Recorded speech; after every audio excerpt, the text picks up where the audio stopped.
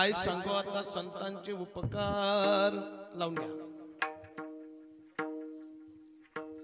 काय सांगू आता संतांचे उपकार मज निरंतर जागविती. काय द्यावे त्यासे भावे उतराई ठेविता हा पायी जीव थोडा. सहज बोलणे हित उपदेश करो निसायास शिकविती. काय द्यावे त्यासे भावे उतराई ठेविता हा पायी जीव थोडा. तुका म्हणे वत्स धेनु वेचे चित्ती. तुका म्हणे वत्स धेनु वेचे चित्ती तैसे मज येती सांभाळीत. काय द्यावे त्यासे भावे उतराई ठेविता हा पायी जीव थोडा.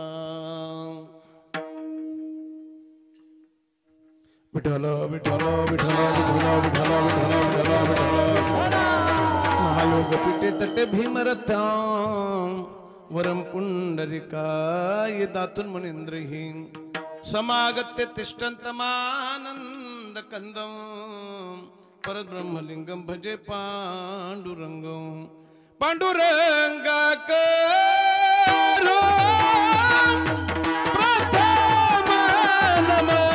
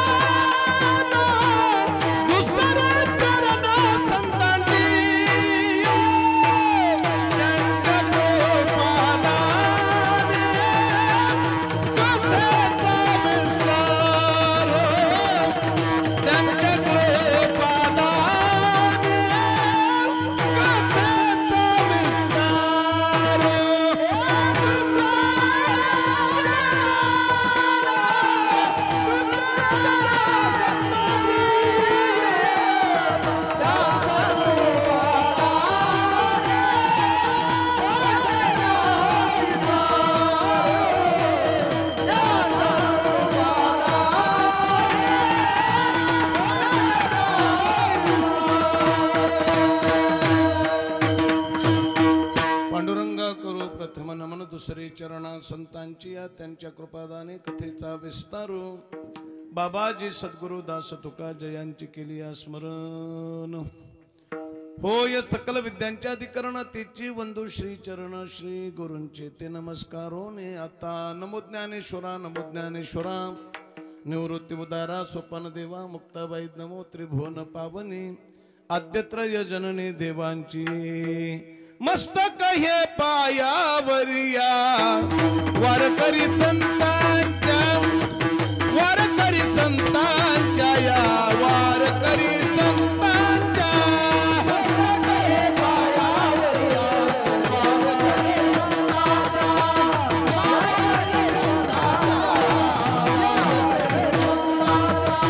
मस्तक हे पायावरिया वारकरी संतांच्या वारकरी संतांच्या या वारकरी संतांच्या.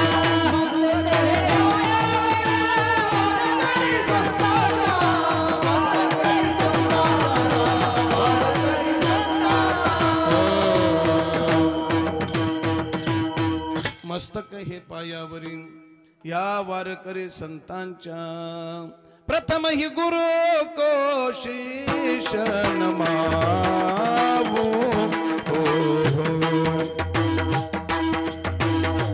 हरि चरणों में ध्यान लगाओ. मंगल भवन मंगल हरि द्रववसु दशरथ अजिर बिहारी कहे विभीषण सुनो हनुमान. कृपा बिन मिले नहीं संता। जय जय जय हनुमान गोसाई, कृपा करहु गुरुदेव की नाही। राम सिया राम जय जय राम, राम सिया राम जय हे राम सिया राम जय राम, राम सिया राम जय राम। हे माझी वाणी तुझे वर्णी गुण नाम, माझी वाणी तुझे वर्णी गुण नाम, माझी वाणी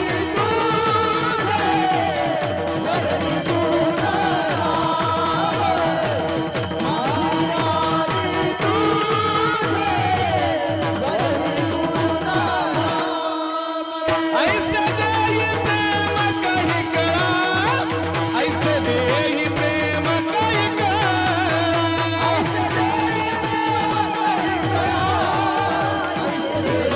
करा, ऐसे देई प्रेम कही करा, ऐसे देई प्रेम कही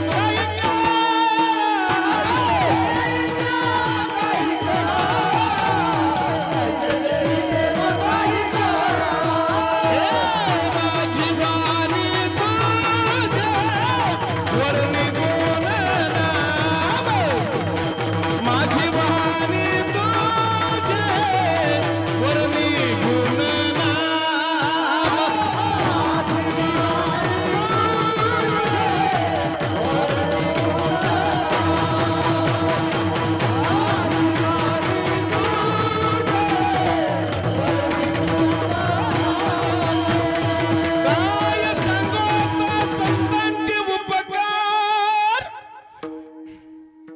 काय सांगू आता संतांचे उपकार, मज निरंतर जागविती काय द्यावे त्यासे, व्हावे उतराई ठेविता हा पायी जीव थोडा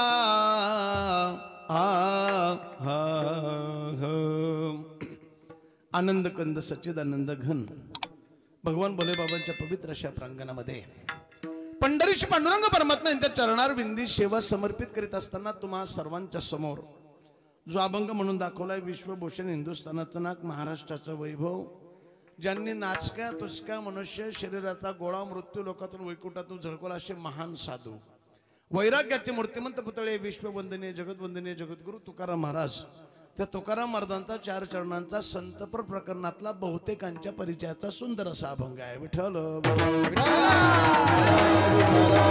आजच्या अभंगाच्या माध्यमातून जगद्गुरु तुकाराम महाराज संतांबद्दल कृतज्ञता व्यक्त करतात. कृतज्ञता व्यक्त करत असताना शब्दांचा प्रयोग इतका सुंदर करतात. महाराज म्हणतात, माझ्यावर संतांचे इतके उपकार आहेत, मी शब्दात सांगू शकत नाही, शब्द पुरत नाही, शब्दांची नियमावली संपून जाते, वाचा खुंटीत होते, बोलता येत नाही. महाराज असं काय केलंय संतांनी? महाराज म्हणतात, तर बोलताच येत नाही, सांगताच येत नाही, शब्दच पुरत नाही, व्यंजन पुरत, कोणत्या भाषेत बोलू? महाराज तुम्ही सांगितलं नाही तर आम्हाला कळणार कसं काय? महाराज म्हणतात, तर शब्द शिल्लक राहत नाही तर कोणत्या भाषेत बोलू? काय सांगू तुम्हाला? काय सांगू आता? महाराज तुम्ही सांगितलं तर कळणार कसं काय? सहज बोलता बोलता महाराजांच्या तोंडून शब्द गेला, मज निरंतर जागविधी. कधी कधी असं होतं बोलण्याच्या ओघात एखादा शब्द आपल्याला वापरायचा असल्यानंतर तो शब्द वेळेवर आठवला नाही, त्या शब्दाच्या मोबदल्यात असा शब्द वापरला जातो का त्याचं काहीच व्हॅल्यू नसतं. महाराजांना सुचलंच नाही नेमकं काय बोलावं ते, सहज शब्द गेला, मज निरंतर जागविधी. सगळे हसायला लागलेत. महाराज नुसतं जागे केलंय संतांनी, तुम्ही खुशाल म्हणतात बोलता येत नाही, सांगता येत नाही, शब्द पुरत नाही, नियमावली संपून जाते, व्यंजन कमी, पण नुसतं जागे केलं तर. महाराज म्हणतात, नुसते जागे नाही ना करत, ते गेली अनेक वर्ष मी प्रयत्न करतोय, त्या संतांनी केलेल्या उपकाराच्या मोबदल्यात मी काय दिल्याने उतराय होईल? अजून सोल्युशन नाही सापडलं मला. नवे नवे एका पारड्यात संतांचे उपकार, दुसऱ्या पारड्यात मी माझा जीव जरी ठेवला तरी जीव थोडा आहे. ठेविता हा पायी जीव थोडा. महाराज नुसतं जागे केलंय तुम्हाला तर तुम्ही अक्षरशः जीव द्यायला निघालात. नुसतं जागे केलं तर महाराज म्हणतात नुसते जागे नाही न करत, ते सहज आपल्या जीवनात येतात, बदल घडवण्याचा प्रयत्न करतात. त्यातही जर त्यांना सक्सेस झाले, आपल्या स्वतःच्या संसाराची राख रांगोळी झाली तरी चालेल, पण साधकाच्या जीवनात उजळ पडतात. करो निसायास शिकविती सहज बोलणे, हित उपदेश करो निसायाच शिकविती. म्हणून मला प्रश्न पडलाय, काय द्यावे त्यासी व्हावे उत्तराई, ठेविता हा पायी जीव थोडा.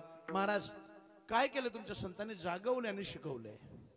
शिक्षण संस्था कमी आहेत का? काही काही एज्युकेशन संस्था इतक्या मोठ्या आहेत, विद्यार्थी जन्माला आल्यापासून पाहिजे ती डिग्री एकच संस्थेत प्राप्त होते. काय केलं तुमच्या संस्थेने? जागवले आणि शिकवलंय.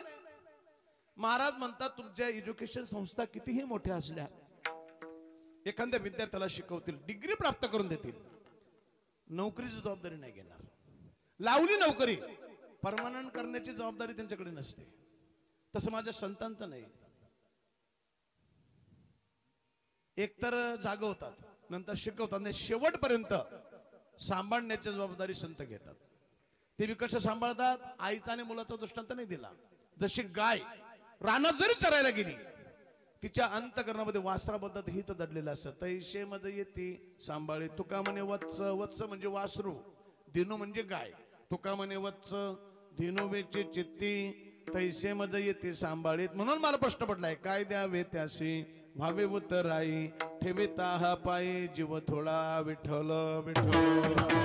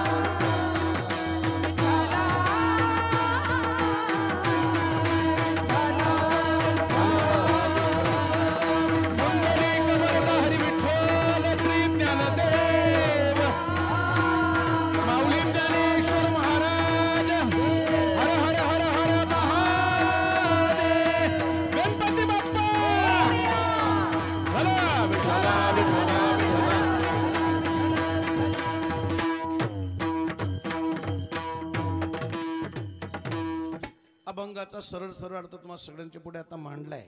अभंग सुटला आणि नाही सुटला तर अर्थ सगळ्यांच्या लक्षात आलाय. आणि अभंग कीर्तनकाराकडे काय काम असतं? अभंग घेणे, अभंगाचा अर्थ सांगणे, हेच कीर्तनकाराचं काम असतं. मला 2 तास लावता येतात, 4 तास लावता येतात, पण मी 2 मिनिटात तुम्हाला अभंगाची पार्श्वभूमिका सांगितलेली आहे. कीर्तनाच्या अगोदर थोडासा पर्याय देणं गरजेचं आहे. किम निमित्त कीर्तने नाविन्याने जाहीर करण्याची आवश्यकता नाही. सालाबाद प्रमाणे याही वर्षी अखंड हरिनाम सप्ताह विद्यमाने कोऱ्हाडा कराळा गाव तर सार्ध परिचयाचं आहे, पण मी पहिल्यांदा गावात आलोय. आता बसल्यावर शेर येत आहेत लक्ष, तिकडे पखवाजवाले बसले, तिकडे आमचे. तुमच्या गावातली माणसं आळंदीतली असं कोणतंच काम नाही की ते कराडाचे लोक त्याच्यात नाही. भाजी विकणाऱ्यापासून, खड्डे खांदणाऱ्यापासून, पखवाज विकणाऱ्यांपासून, मोबाईल विकणाऱ्यापासून, डॉक्टर वकिलांपर्यंत सगळी कामं तुमच्या गावाचे लोक आळंदीत करतात. ते आज मला कळलं. पण मला माझं दुर्भाग्य एवढं की मला इतक्या लेट कसं काय तुमच्या गावात यायला भेटलं. आल्यावर लक्षात आलं की डझनभर माणसं इथं आहेत आणि 2-4 डझन माणसं अजून आळंदीमध्ये आहेत, जे अजून उद्या परवा यायची आहेत. पण तुमच्या सगळ्यांच्या आज अपेक्षा भंगलेल्या आहेत. जे आळंदीमध्ये राहतात त्यांनाही मी माहिती आहे, बाकीच्यांना तरुणांना वगैरे युट्यूबच्या माध्यमातून किंवा काही याच्यातून माहिती आहे की मला बसायला आवडत नाही, मी बसून कधीच कीर्तन करत नाही. पण मागच्या आठवड्यात वृंदावनला गेलो आणि वृंदावनला गोवर्धनगिरीची पायी प्रदक्षिणा घातली. तेव्हापासून पायाला काहीतरी दोष झाला, गुडघ्यात उभं राहिलो. आता उभं राहिलो होतं, घाम फुटला होता मला, पूर्ण सारख्या कळा निघत होत्या. अशी चमक निघते की असं जीव निघून जायला करतो. त्यामुळे 4-5 कीर्तन कॅन्सल केली. जी महत्वाची होती, जिथं जायलाच लागणार होतं, तिथं जाऊन ते फक्त बसून केली. नाही तर बसून ग्रीप येत नाही मला, कधी कधी असं कोण लागत होतं. मला बसायची सवय नाही आणि मला नाटकं करायला आवडत नाही. मी नाटकं न करणार हवं आहे. मी उलट एका पायावर गाडी चालवणार, हे करणार, ते जेणेकरून तरुणांना प्रेरणा भेटेल अशा पद्धतीने वागण्याचा प्रयत्न करतो. पण आज माझाही नाईलाज होता म्हणून थोडंसं बसून ज्या संतांच्या माध्यमातून आपण इथपर्यंत परमार्थ करत आलो, तुमचं माझं प्रेम वृद्धिगत झालं. ज्या संतांनी खरं तर शिवरात्रीचा प्रेड वगैरे ही सगळी परंपरा ज्यांनी घालून दिलेली आहे, त्या संतांबद्दल काहीतरी आवाज थोडंसं वाढ बेटा, त्या संतांबद्दल काहीतरी कृतज्ञता व्यक्त व्हावी म्हणून मुद्दामून संतपर प्रकरणातला 4 चरणांचा अभंग तुम्हाला सगळ्यांच्या पुढे प्रामुख्याने म्हणून दाखवलाय. विठ्ठल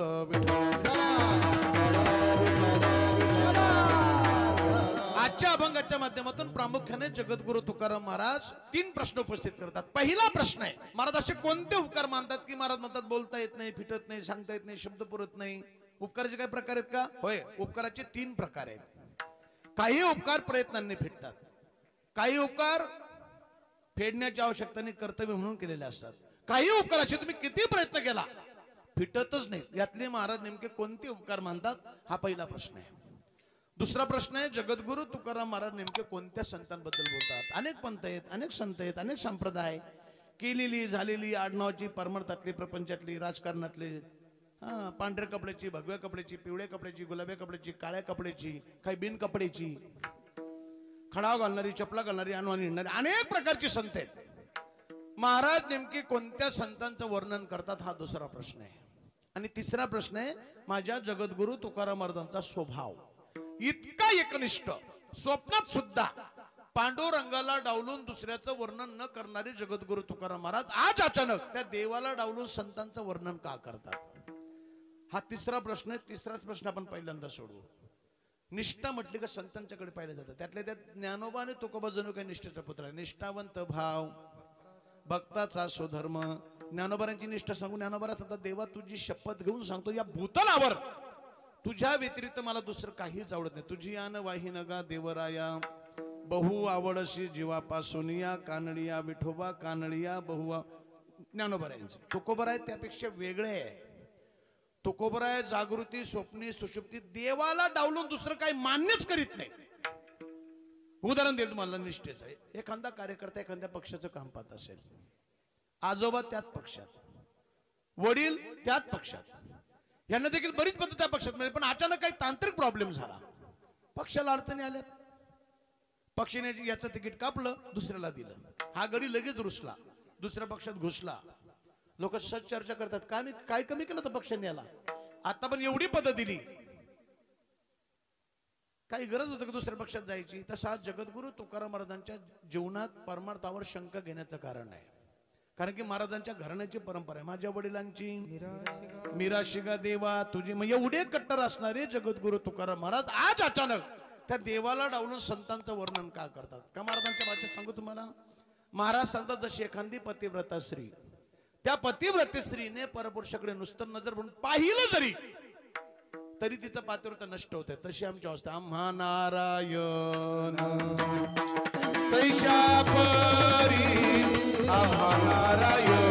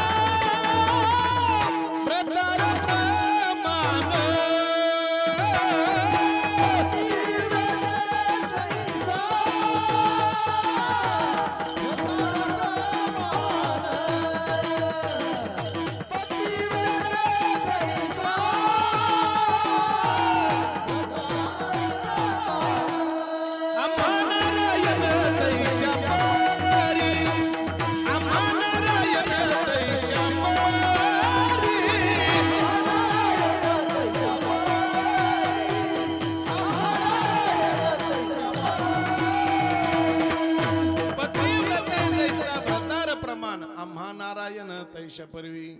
तुम्ही दोघं दबाव टाकण्याचा प्रयत्न करू नका. मी खाली बसलो म्हणजे पारच बसलो नाही, हे डोक्यात ठेवा. मी अजून तुमच्यासारखे बरेच गोरे सांभाळतो. विठ्ठल विठ्ठल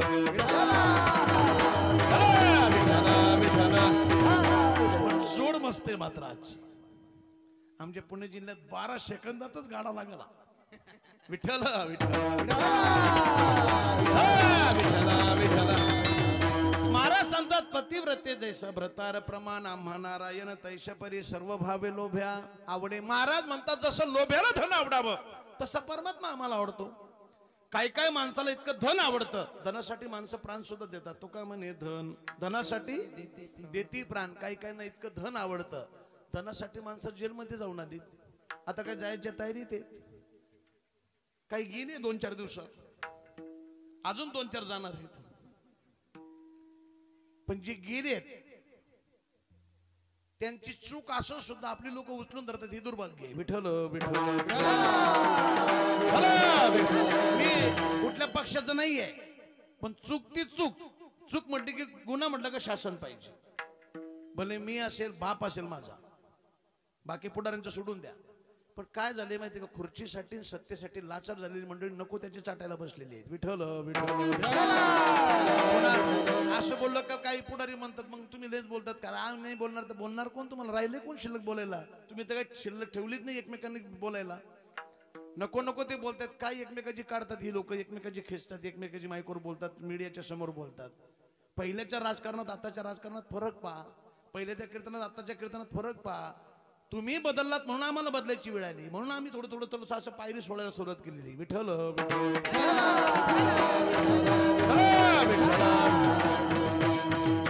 एवढे कट्टर असणारे जगद्गुरु तुकाराम. मग आज अचानक नेमकं असं घडलं काय की देवाला डावलतायत, आपला देवाला डावलून संतांना बसतायत. त्याचं कारण सांगत जुने वारकरी बरीच मंडळी या ठिकाणी बसलेली. माझ्या अभ्यासाप्रमाणे माझा दावा आहे, जगद्गुरु तुकाराम महाराजांची गाथा किंवा जगद्गुरु तुकाराम महाराजांचं वाङ्मय अजून मोठमोठ्या विद्वानांना कळलं, मोठमोठ्या विद्वानांना नाही कळलं. काहींची गाथा पाठ असेल, गीता पाठ असेल, विचारसागर, पंचदशी, अमृत अनुभव, वेदाचा, शास्त्राचा, पुराणांचा अभ्यास, एखादा विद्यापीठाचा कुलगुरू असेल त्याला देखील जगद्गुरु तुकाराम महाराजांची गाथा कळेलच अशातलं गणित नाही. महाराज मराठीत एकाच माणसाचे विचार, होय बाबा, जरी मराठीत असलं एकाच माणसाचे विचार असले, भिन्नता जबरदस्त आहे. गाथा सहजासहजी नाहीये, खूप भिन्नता आहे. विचार एकाच माणसाचे आहे, पण प्रत्येक अभंगात, प्रत्येक कडव्यात फरक आहे, प्रत्येक शब्दात फरक आहे. एकाच अभंगाचा जर अर्थ काढला, पहिल्या चरणाचा अर्थ आणि त्याच अभंगाच्या शेवटच्या चरणाचा अर्थ काढा, विचार एकाच माणसाचे पण भिन्नता दिसून येते. महाराज काही ठिकाणी निगेटिव्ह बोलतात, काही ठिकाणी पॉझिटिव्ह बोलतात. उदाहरण देईल मी तुम्हाला. काही ठिकाणी महाराजांनी शरीराला उत्तम म्हटलं, शरीर उत्तम चांगले. बाबा, जर तुझं शरीर चांगलं असेल तू सुंदर परमार्थ करू शकतोस. हात चांगले असतील टाळी वाजू शकतो, पाय चांगले असतील आळंदी पंढरपूरची वारी करू शकतो, तोंड चांगलं असेल गुण गाऊ शकतो, कान चांगले असतील गुण ऐकू शकतोस, डोळे चांगले असतील त्या परमात्म्याचं स्वरूप पाहू शकतोस. म्हणून शरीर काय उत्तम आहे, चांगलं आहे. 7-8-10 दिवस उलटून गेलेत आणि काही जिज्ञासू साधक, अभ्यास करणारे विद्यार्थी महाराजांना जाऊन भेटलेत. महाराज, असं वाटतं देवाची भेट झाल्याशिवाय नामस्मरणाला बसल्यावर उठायचंच नाही. पण महाराज जास्त वेळ बसलं का गुडघे दुखतात, पाठ दुखते, झोप येते, जागरण झालं का ऍसिडिटी होते, शरीर परमार्थ करू देत नाही. नेमकं शरीराबद्दल तुमचं काय मत आहे? आता महाराज शरीराबद्दल निगेटिव्ह बोलतात. शरीर रोगाचे भंडार, शरीर दुर्गंधीचे थार, नाही अपवित्र शरीर किंवा शरीर आधी नाशिवंत. मुदांच्या माध्यमातून पहा. मलमूत्रांचा बाधा, वरी चर्म घातले रे, कर्म कीटकांचा सांधा, रव रव दुर्गंधी रे, अमंगळ तिचा बांधा. स्मर्यत्या हरिहरा, शरण जाई गोविंदा, पर्यते मदालसा, सोहम जो जो रे बाळा. इकडे म्हणतात शरीर उत्तम आहे, इकडे म्हणतात शरीर रोगाचं भांडार आहे. दुसरं उदाहरण देईल. काही ठिकाणी महाराजांनी संसारिक माणसाला धन्यता देते. धन्य ते संसारिक, दयावंत जे अंतरी. महाराज म्हणतात संसारिक माणूस हा तिन्ही लोकात श्रेष्ठ आहे. कारण की 4 आश्रमांचं पालन पोषण संसारिक माणूस करतो. त्यामुळे संसारिक माणूस धन्य. 15-20 दिवस उलटून गेलेत आणि काही संसारात कंटाळलेली माणसं महाराजांना भेटलेत. महाराज, प्रयत्न चाललेत आमचे, रात्रंदिवस प्रयत्न करतोय आम्ही. महाराज, सोसायटी भरली का लाईट बिल थकतंय, लाईट बिल भरले का सावकाराचं थकतंय, सावकाराचं मिटवलं का पोरी लग्नाला येते, पोरीचं लग्न उरकलं का पोराचं लग्न होतं, पोराचं लग्न झालं का म्हैस उडून जाते, गाई घ्यायला. महाराज, प्रयत्न चाललेत, यशच नाही. नेमकं संसाराबद्दल तुमचं काय मत आहे? महाराज म्हणतात तो संसार मुळात दुःखाचा. संसार दुःख मूळ चौकळिंगळ विश्रांती नाही कुठे रात्रंदिवस तळमळ काम क्रोध आहे हा संसार आहे हा संसार दुःख बांधवडी आहे हा संसार दुःख बांधवडी आहे हा संसार आहे हा संसार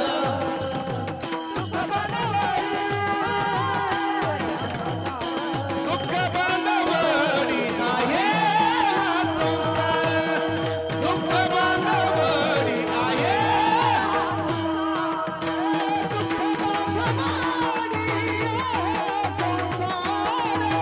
सुखाचा विचार नाही कोठे सुखाचा विचार नाही कोठे सुखाचा विचार नाही कोठे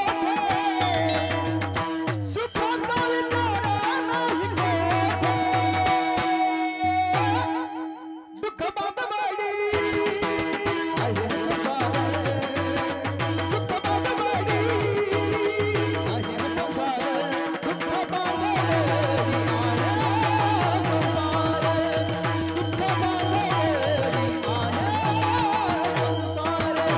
दुःख बांधवाडी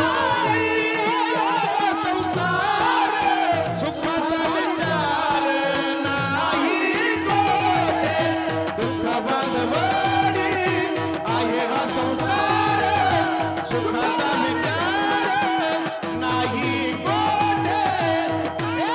सुखाचा विचार नाही कोठे दुःख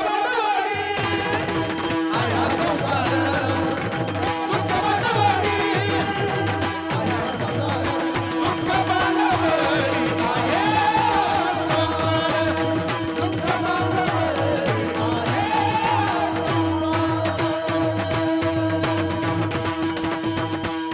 सुखाचा विचार नाही कोठे ठाऊकच आहे संसार दुःखाचा चित्तशीन त्याचा वाहू नये मुळात संसार दुःखाचा आहे इकडे म्हणतात संसारिक माणूस धन्य आहे इकडे म्हणतात संसार दुःखाचा आहे कशा कोणत्या विचार कराल तुम्ही संसारामध्ये सुखाचा विचार करणारी माणसं मूर्ख आहेत असं मत तुकोबारांचं आहे एवढे कट्टर असणारे जगद्गुरु तुकाराम महाराज पा बारका होता मी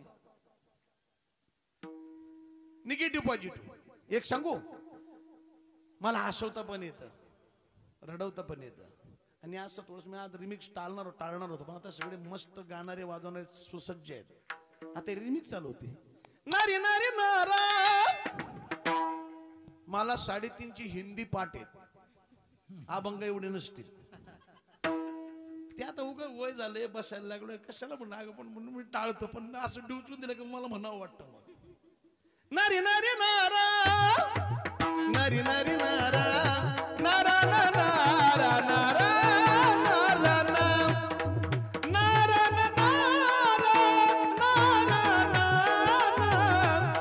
नारा नारा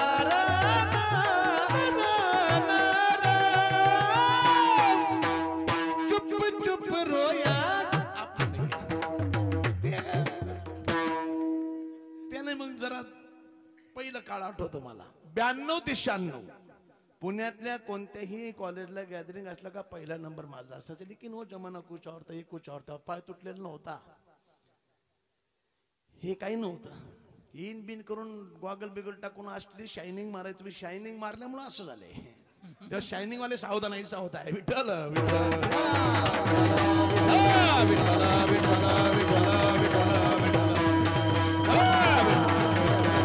एक सांगू जगद्गुरु तुकाराम महाराजांचा वाङ्मय प्रत्येक अभंगातल्या प्रत्येक कडव्याचा अर्थ सहज एखाद्या माणसाला काढता येतो सहज अवघड आहे पण काढता येतो निगेटिव्ह पॉझिटिव्ह बोलतात तुकोबार आहे निगेटिव्ह पॉझिटिव्ह म्हणून बऱ्याच वेळा बऱ्याच ठिकाणी आम्ही मंडळी सुद्धा प्रसंगांवरून बोलण्याचा मानस आम्हा लोकांचा कधी कधी अनावधानाने अभंगाची प्रसंगाची गाठत होता असे बरेच अभंग गात्यातली काय मी लादलेली त्या प्रसंगावर उदाहरण देईन मी तुम्हाला आता जाणकार मंडळी म्हणून मी सांगतो 5.5 महिन्याचं कीर्तन असेल वर्ष श्राद्धाचं असेल पुण्यतिथीचं असेल दशकरीचं असेल ठरलेली अभंग आहेत वास्तुशांतीला प्रामुख्याने कीर्तनकार मंडळी जास्त करून 2च अभंग कीर्तनासाठी निवडतात. वास्तुशांतीला एक अभंग सगळ्यांचा पाठ आहे, जोडून या धन आहे ना पाठ. उत्तम व्यवहारे उदास विचारे वेचकरी उत्तमची गती तो एक पावेल उत्तम. वास्तविक पाहता या अभंगाचा आणि वास्तुशांतीचा तिडभरही संबंध नाही. हा अभंग उपदेशपर प्रकरणातला आहे. उपदेश कुणाला? ज्याला जीवनात काहीच करता आलं नाही त्याला, ज्याला धनाचा संचय करता आला नाही, ज्याचं आचरण चांगलं, ज्याचा व्यवहार चांगला, ज्याला समाजात प्रतिष्ठा नाही, त्याला महाराज उपदेश करतात, बाबा जर तुला पुढे यायचं असेल तर तू एक काम कर. काय कर? जोडून या धन, पण कसं? उत्तम व्यवहाराने कमव. शिवाय ते जर असं ते ठेवू नकोस, उदास विचारे विचार, त्याने काय होईल? तुला उत्तम गती प्राप्त होईल. हा उपदेश केलेला आहे. आता कीर्तन कशा निमित्त आहे? वास्तुशांती निमित्त आहे. ज्या अर्थी वास्तुशांतीचं कीर्तन त्या अर्थी वास्तू उभी राहिली. वास्तू ज्या अर्थी उभी राहिली बिनपैशाची झाली का? त्या अर्थी धनाचा संचय, ज्या अर्थी धन प्राप्त झालं त्या अर्थी कुठेतरी याचा व्यवहार झाला. ज्या अर्थी व्यवहार झाला समाजात त्याला कुठेतरी प्रतिष्ठा मिळाली. याला या उपदेशाची आवश्यकता काय? ऑलरेडी त्यांनी सगळ्या गोष्टी केल्यात ना. त्यापुढे जाऊन सांगेल तुम्हाला. वास्तुशांतीच्या दिवशी कीर्तनच ठेवलं पाहिजे असं काही शासनाने कायदा काढलाय का? काही संप्रदायाने दंडक काढलाय का? काही नाही. एखाद्या माणसांचं ठरवलं तर वास्तुशांतीच्या दिवशी तो होमावून ठेवू शकतो, एखादा सोलो वादन ठेवू शकतो, एखादा भजन स्पर्धा, एखादा व्याख्यानमाला, एखादा हरिपाठ, एखादा प्रवचन, एखादा कीर्तन एखाद्याने ठरवलंच तो वास्तुशांतीच्या दिवशी कीर्तन न ठेवता झिंग झिंग ठेवू शकतो. पण ज्या अर्थी त्या माणसाने वास्तुशांतीला कीर्तनाचं आयोजन केलंय त्या अर्थी तर माणूस चांगल्याने धार्मिक विचारांचं, त्याला या उपदेशाची आवश्यकता काय?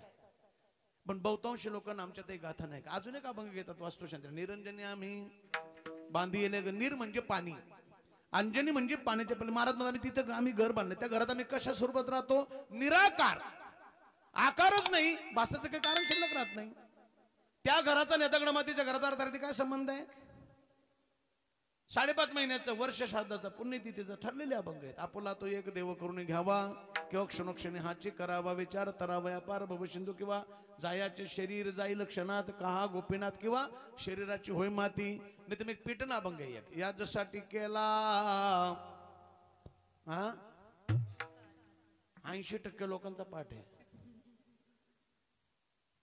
हाही अभंग माझ्या जगद्गुरु तुकाराम महाराजांनी का लिहिला, कसा लिहिला, या बहुतांश लोकांना नाही कळलं. हा आनंदाच्या भरात लिहिलेला अभंग आहे. आम्ही दुःखाच्या प्रसंगात दुःखाच्या ज्या दिवशी कसं सांगेल तुम्हाला बरं का, ज्या दिवशी तुकोबाराय देवाच्या सान्निध्यात बसलेत, आता वैकुंठ गमन होणार. काय साधक पळत गेले, महाराज योगी जपी तपी संन्याशांच्या स्वप्नात जाणारा परमात्मा साक्षात तुम्ही तिच्या सान्निध्यात बसला. महाराज म्हणले, बाबा तुम्ही मला वेड्यात काढत होता ना, मला वेळा म्हणत होतो तुम्ही, मी जे वेड्यासारखं वागत होतो त्याचं एकच कारण माझा शेवट गोड व्हावा म्हणून मी प्रयत्न करत होतो. याच्यासाठी केला होता. किती आनंदाच्या भरात लिहिलेलं आहे. आम्ही कुठं वापरतो? जे मरून गेले, ज्याला पेटवायला घेऊन चाललो, त्याला चाली बी अशा भारी लावतात. काही काही खेळगात बघ, बाबा बाबा याच्यासाठी केला. अरे अभंग कुठला? प्रसंग, ज्याला प्रसंगानं गायन त्याला गायक म्हणावं. नाही तर काही काही चाली सोडून द्या. खेड्यागावातल्या बऱ्याच भजनी मंडळांनी काही अभंगांची वाट लावून टाकली. अशी बरीच अभंग आहे की ती खेडेगावातली काही भजनी मंडळ अशुद्ध म्हणतात. काही काही मात्र अशी आहेत खेडेगावातली सुद्धा भजनी मंडळ की ती कीर्तनकारांना सुद्धा दीर्घ रस शिकवतात. काही अभंग पहा बारका, मी तुम्हाला एकच उदाहरण, पहिल्या मालिकेतला अभंग सगळ्यांचा पाठ आहे, तुमचं पारमार्थिक गाव आहे. पहिल्या मालिकेतला जवळजवळ सगळ्यांचा परिचयाचा अभंग आहे. राहू आता हिचे ध्यान आहे ना परिचयाचा. डोळा मन लंपट कोंड कोंडोनी धरून जिभे देव भावे पूजे, त्याचा पाठ असा आहे. काही खेडेगावात भजनी म्हणून त्याला असं नाही म्हणत, त्याचा पाठ असं नाही. राहू आता हिचे ध्यान डोळा मन लंपट कोंड कोंडून, तसं नाही म्हणत ते. राहू आता हिचे ध्यान डोळा मन हो लंपट कोंडून कोंडून धरीन जिवे. कोंड कोंडोनी आणि कोंडून कोंडून म्हणलं की व्याकरण चेंज होतं. आणि एक सांगू तुम्हाला, परमार्थ न केलेला परवडला, पण करून जर त्याचा दोष झाला आहे त्याचा क्षय होतो, आणि नसलेल्याचा दोष लागतो. विठ्ठल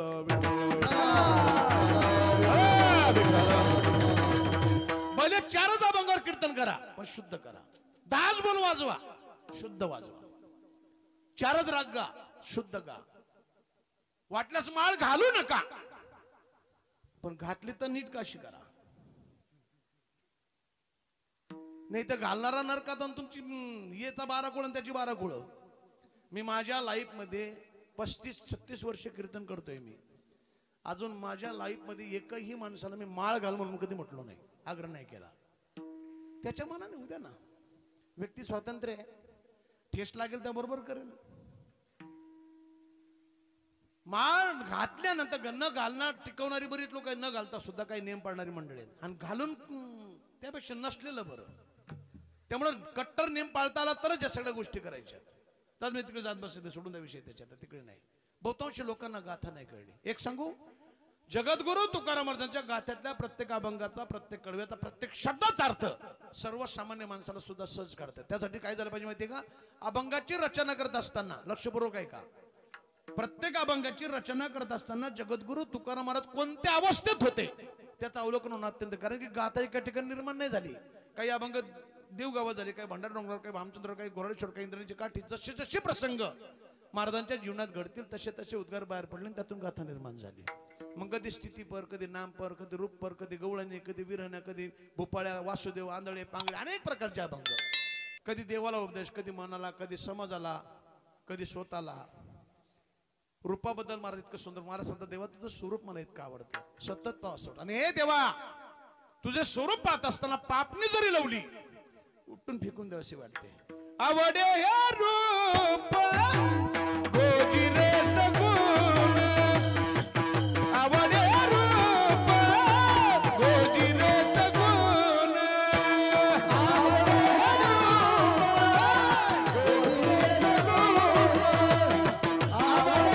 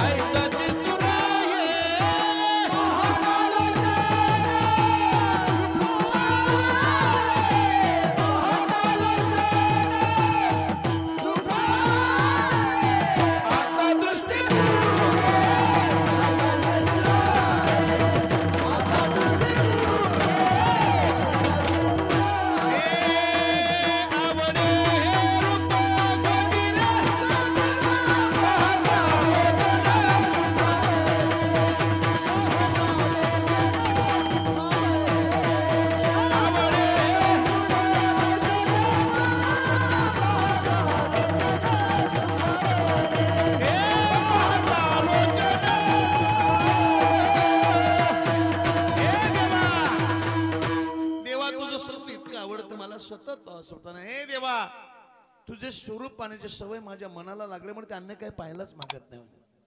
लाचावले मन, लागलीशी गोडी, जीवाला सोडत देवा, पापणी लावली देवा. असं वाटतं की पापणी उपटून फेकून द्याविषयी, आडवं येऊ नये पापणी, असं वाटतं. सतत देवा माझ्या समोर. आता दृष्टी पुढे ऐसाची तू राही. हिंदी गाणे पाहत मी दे. बैठ मेरे पास, आवाज दे बेटा थोडा. तू बैठ मेरे पास, तुझे देखता रहूं, ना तू कुछ कहना मैं कुछ कहूं. बैठ मेरे पास, हाँ बैठ मेरे पास, तुझे अपना नाही हो. पण देवा सतत माझ्या नजरेसमोर बसून राहा. असं वाटतं हालू नको, चालू नको, बोलू नको, पण सतत माझ्या नजरेसमोर. आता दृष्टी पुढे ऐसाची तू राही, जो मी तुझं पाहे. देवा लढीवाडपणाने आमची मागणी पूर्ण करतो. आम्ही मुलं आहेत ना तुझी, तू आईबाप आहे ना माझा. काय वर्णन आहे नामाबद्दल. आता हे झालं रूपाबद्दल. मी शॉर्टकट सांगतो, फक्त आपल्याला पुढे जायचं अभंगाकडे. नामाबद्दल काही काही माणसाच्या नावात इतकी ताकद आहे, फक्त नाव सांगा तरी काम होत आहे. फक्त नाव सांगा. मुंबईला मला एकदा कीर्तन झालं, कीर्तनात माझी गाडी पोलिसांनी अडवली होती. युट्यूबला किंवा नेहमी सांगत असतो, आता रस्त्यात आलंय म्हणून सांगून जातो. अरुण गवळींचे तिथे कीर्तन होतं माझं, दगडी चाळीत 7 ते 9 कीर्तन. तोपर्यंत मी अरुण गवळींना पाहिलेलं नव्हतं. त्यांच्याकडे परिचय झाला की भायखळ्याला एक मानकेश्वर मंदिर आहे, एस ब्रिजचे तिथे मानकेश्वर मंदिर. त्या मानकेश्वर मंदिरात माझं काल्याचं कीर्तन होतं. आणि त्या काल्याच्या कीर्तनाला मम्मी आले होते. मम्मी म्हणजे आशाताई गवळी, अरुण गवळींच्या मिसेस. आशा नाव नाही त्यांचा, आशय आहे. मुस्लिम आहेत त्या, पण हिंदू नवराकडे नाव बदललं त्यांचं. असा एकच भाग्यवान गडी, त्याने त्या काळात मुसलमानाची बायको केली. नाही तर अलीकडे त्यांची पोरं आपल्या पोरी पटवतात. आपल्या पोरांची ताकद नाही होत. आपली पोरं आपल्या आपल्यात गुंबळा करतात. काय झालं काही कळत नाही मला. या लॉकडाऊनच्या कालखंडामध्ये महाराष्ट्रातून 2600 पोरी, 2600 काहीतरी पोरी हिंदूंच्या मुली मुसलमानांच्या पोरांबरोबर लव्ह जिहादच्या माध्यमातून लग्न करून गेलेले आहेत. माझ्याकडे सगळी माहिती आहे त्याची. आणि आपल्या 340 पोरी फक्त आपल्या पोरांनी आणलेल्या आहेत, त्याची बी माहिती माझ्याकडे. त्यातल्या 40 मी आणल्यात स्वतः, मी मध्यस्थी करून जमवून दिले. त्याचं कारण असं आहे, सध्या अलीकडे आपल्यात पोरी नाही आहेत, कोणत्याच समाजात पोरी नाहीत. ब्राह्मण, मारवाडी, गुर्जर, वंजारी, पिंजारी, माळी, कोळी, साळी, चांभार, कुंभार, सुतार, कोळी, मराठी समाजाचा 2014चा सर्वे माझा.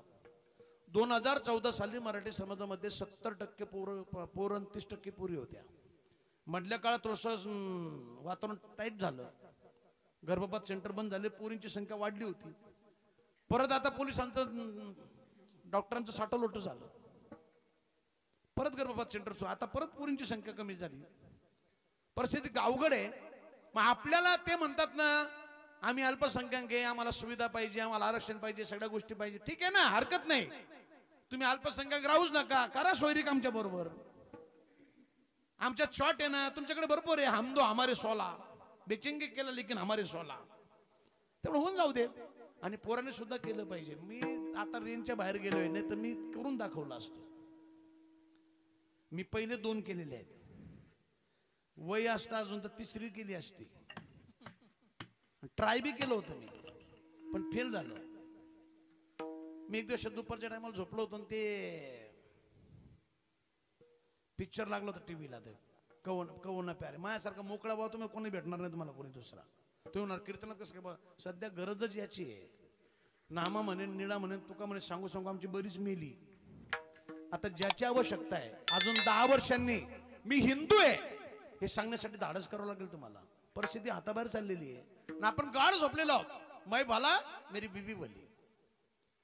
पण पेटत आपल्याजवळ आलं तर पेटायला वेळ लागणार नाही.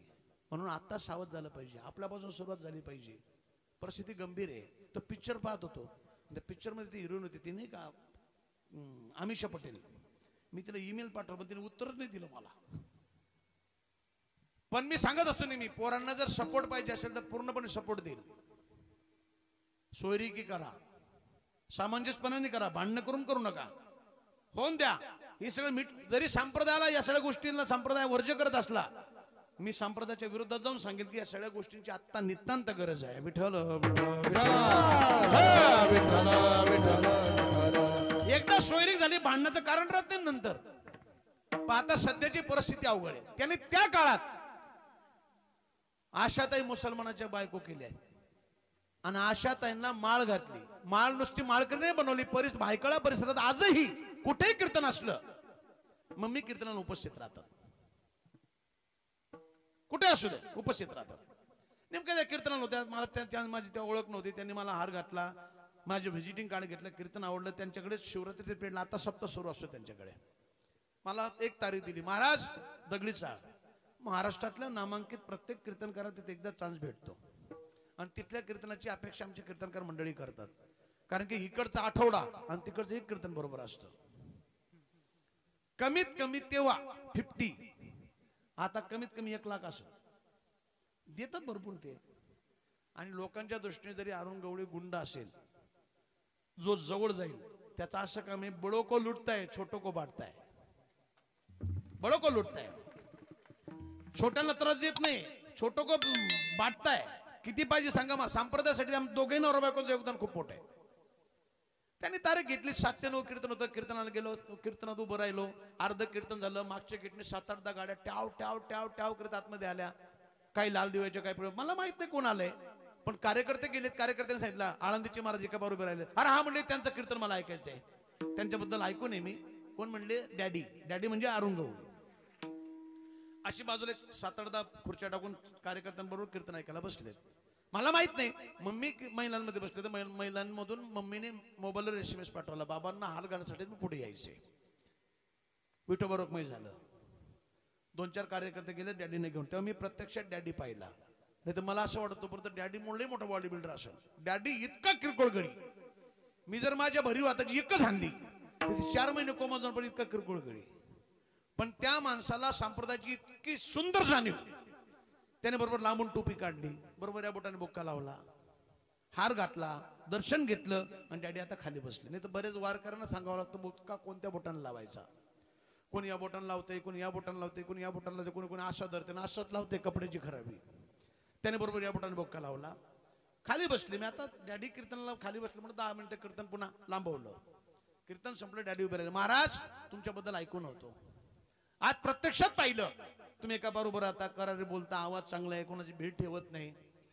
काहीतरी दैवी शक्ती, भगवंताची काहीतरी कृपा. जे वर्णन त्यांनी करू नये ते वर्णन केलं. मी त्यांना फक्त थँक्यू म्हटलं. त्यांनी पटकन खिशात हात घातला.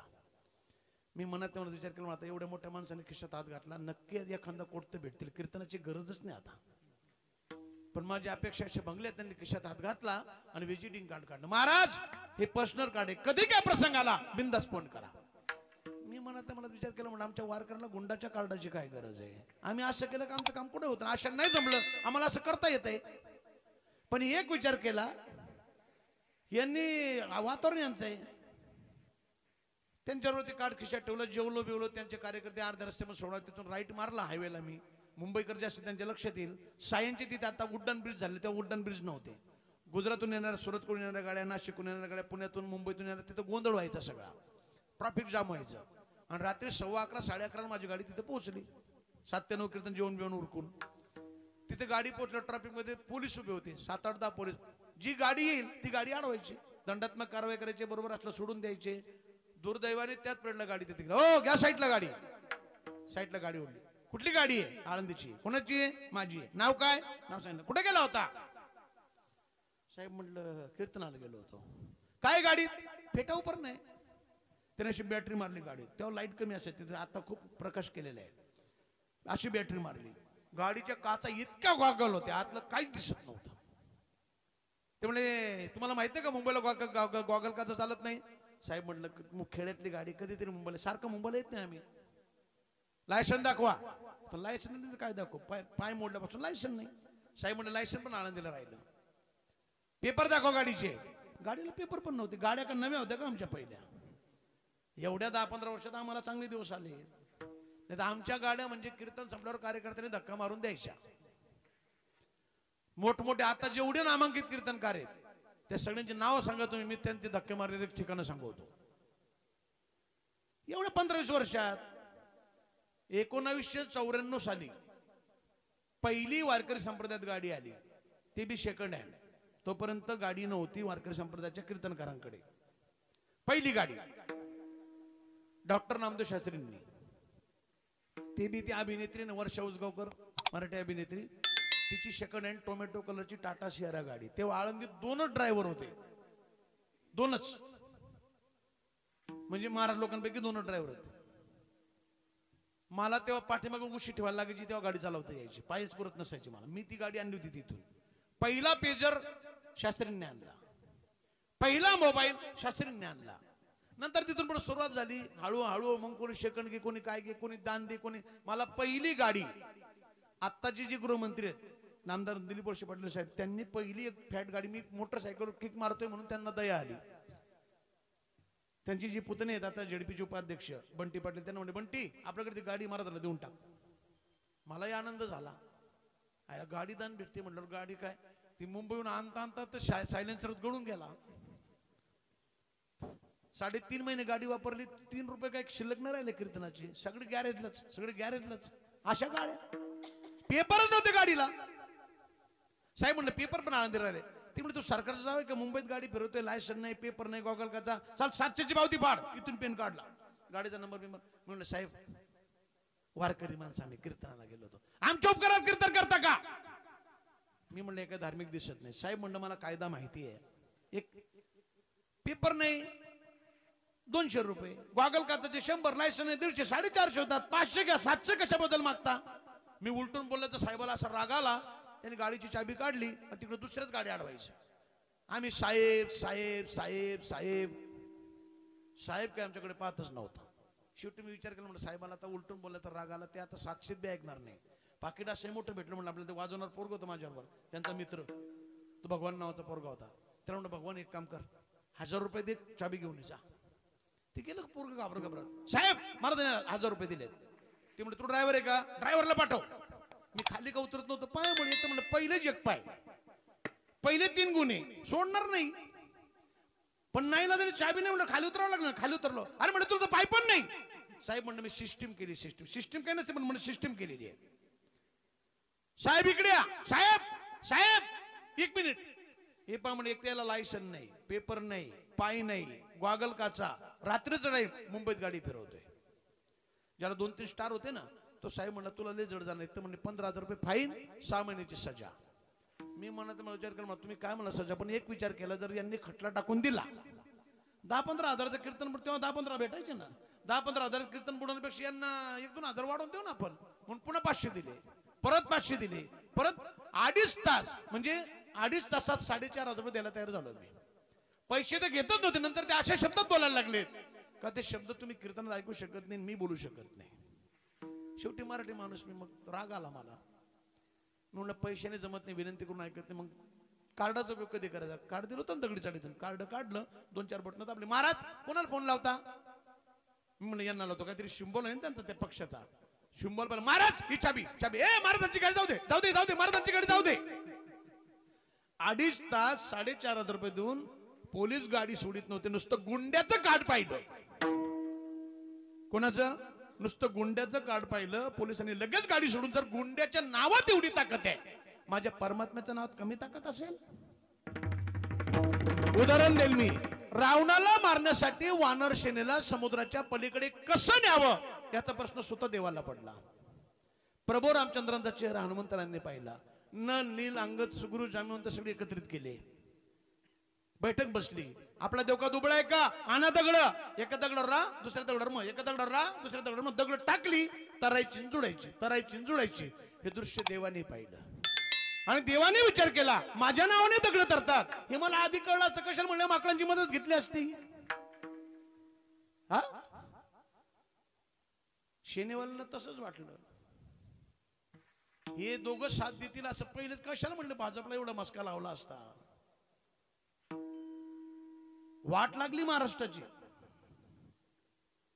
पण भाजपची बी जिरली. इथे सगळ्या पक्षाचे लोक आहेत, मी कुठल्या पक्षाचं नाही, तुम्ही गैरसमज करून घ्या. पण आहे थोडा गर्व, महाराष्ट्रापुरता गर्व झाला होता ना.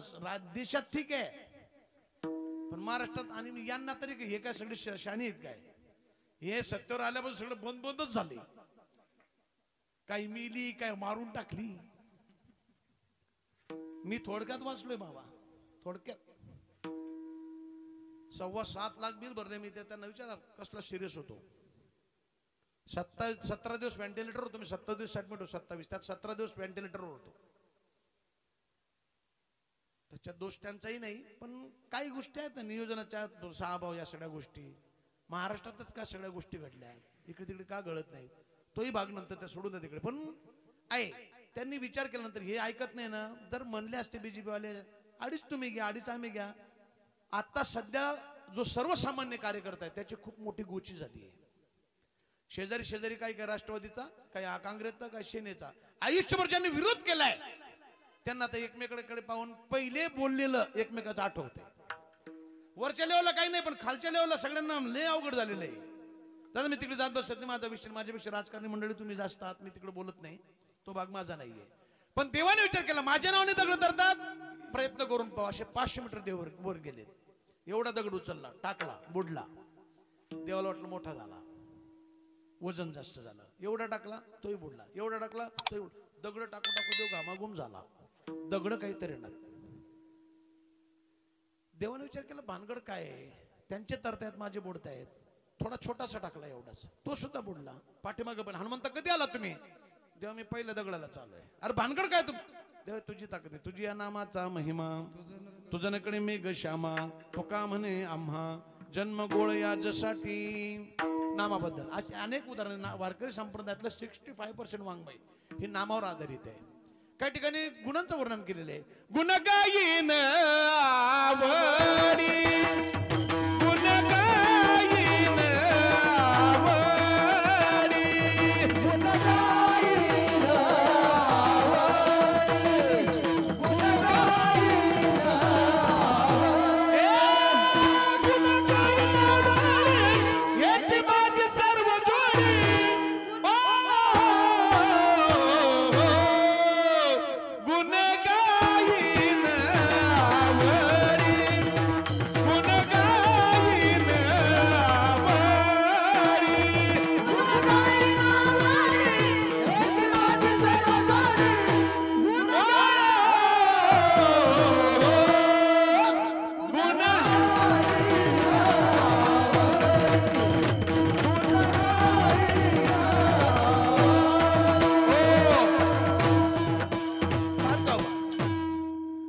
नामाबद्दल कधी रूपाबद्दल कधी गुण. आणि एक सांगू तुम्हाला, तुकोबरायांच्या परमार्थाची पूर्ती, आता बरीच कीर्तनकार मंडळी या ठिकाणी आहेत, तुकोबरायांच्या परमार्थाची पूर्ती शेवटपर्यंत झाली नाही. देवाच्या सान्निध्यात बसलेत, वैकुंठात गेलेत, पण पुरेपूर परमार्थाचं महाराजांची इच्छा पूर्ण नाही झाली. त्याचं कारण सांगेल मी तुम्हाला. देवाची भेट झाली की महाराज संतांसाठी प्रयत्न करायचे. संत भेटले पाहिजे. संत भेटले पुन्हा देवासाठी. उदाहरण देवासाठी तर महाराज इतके उतावळे झाले, समोरची व्यक्ती कोण आहे, त्याचा अधिकार काय आहे, ते सुद्धा महाराज पाहतो. पुसावेसी हेची वाटे जो जो भेटे तयासी, देव कृपा करील मज काय लाज राखील, काही मी उद्धार पावे ना, काही कृपा करील नारायण, ऐसा तुम्ही सांगा संताचन, करा समाधान चित्ता माझे, काही खंड येईल कर्म. शेवटी संतांना दया आली, महाराजांना उचललं, डायरेक्ट देवाजवळ नेऊन बसवलं. फेस टू फेस मीटिंग झाली देवाची तुकोबरायांची. जन्मोजन्मी रात्रंदिवस ज्या देवाच्या नुसत्या भेटीसाठी, दर्शनासाठी महाराज अट्टहास करत होते, प्रयत्न करत होते, त्या देवाजवळ डायरेक्ट बसायला भेटलं. महाराजांनी गप बसलं पाहिजे ना. समजा एखादा ग्रामपंचायत सदस्य, सरपंच सुद्धा नाही, साधा ग्रामपंचायत सदस्य, पंचायत समितीच्या तिकिटाची अपेक्षा करणारा, त्याच्यावर पक्ष खुश झाला, कामगिरी पाहून डायरेक्ट विधानसभेचं तिकीट पाठवलं आणि बिनविरोध झालं.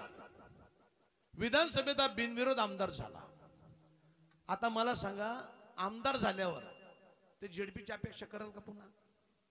आणि केली तर त्या लोक शानं म्हणतील का? महाराजांची तीच गंमत झाली. रात्रंदिवस जन्मोजन्मी ज्या परमात्म्याच्या नुसत्या दर्शनासाठी प्रयत्न करत होते, अट्टहास करत होते, देवाजवळ डायरेक्ट बसायला भेटलं. मीटिंग अटेंड झाली, तरी हात जोडले, सांगितले देवा मला माहिती आहे तुमची भेट दुर्लभ आहे.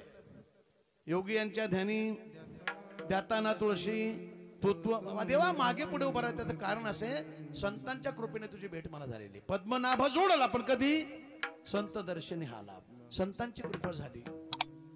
देवा मी ज्या संतांच्या कृपेने तुझी भेट मला झाली, त्या संतांमध्ये सुद्धा असा एखादा कोणी महात्मा ज्याच्या अंतकरणामध्ये द्वंद्व निर्माण झालेला नाही, अशा एखाद्या महात्म्याची भेट मला व्हावी, त्याची सेवा माझ्याकडनं घडावी, असं वर्म मला सांग देवा. ऐशी वर्मे मज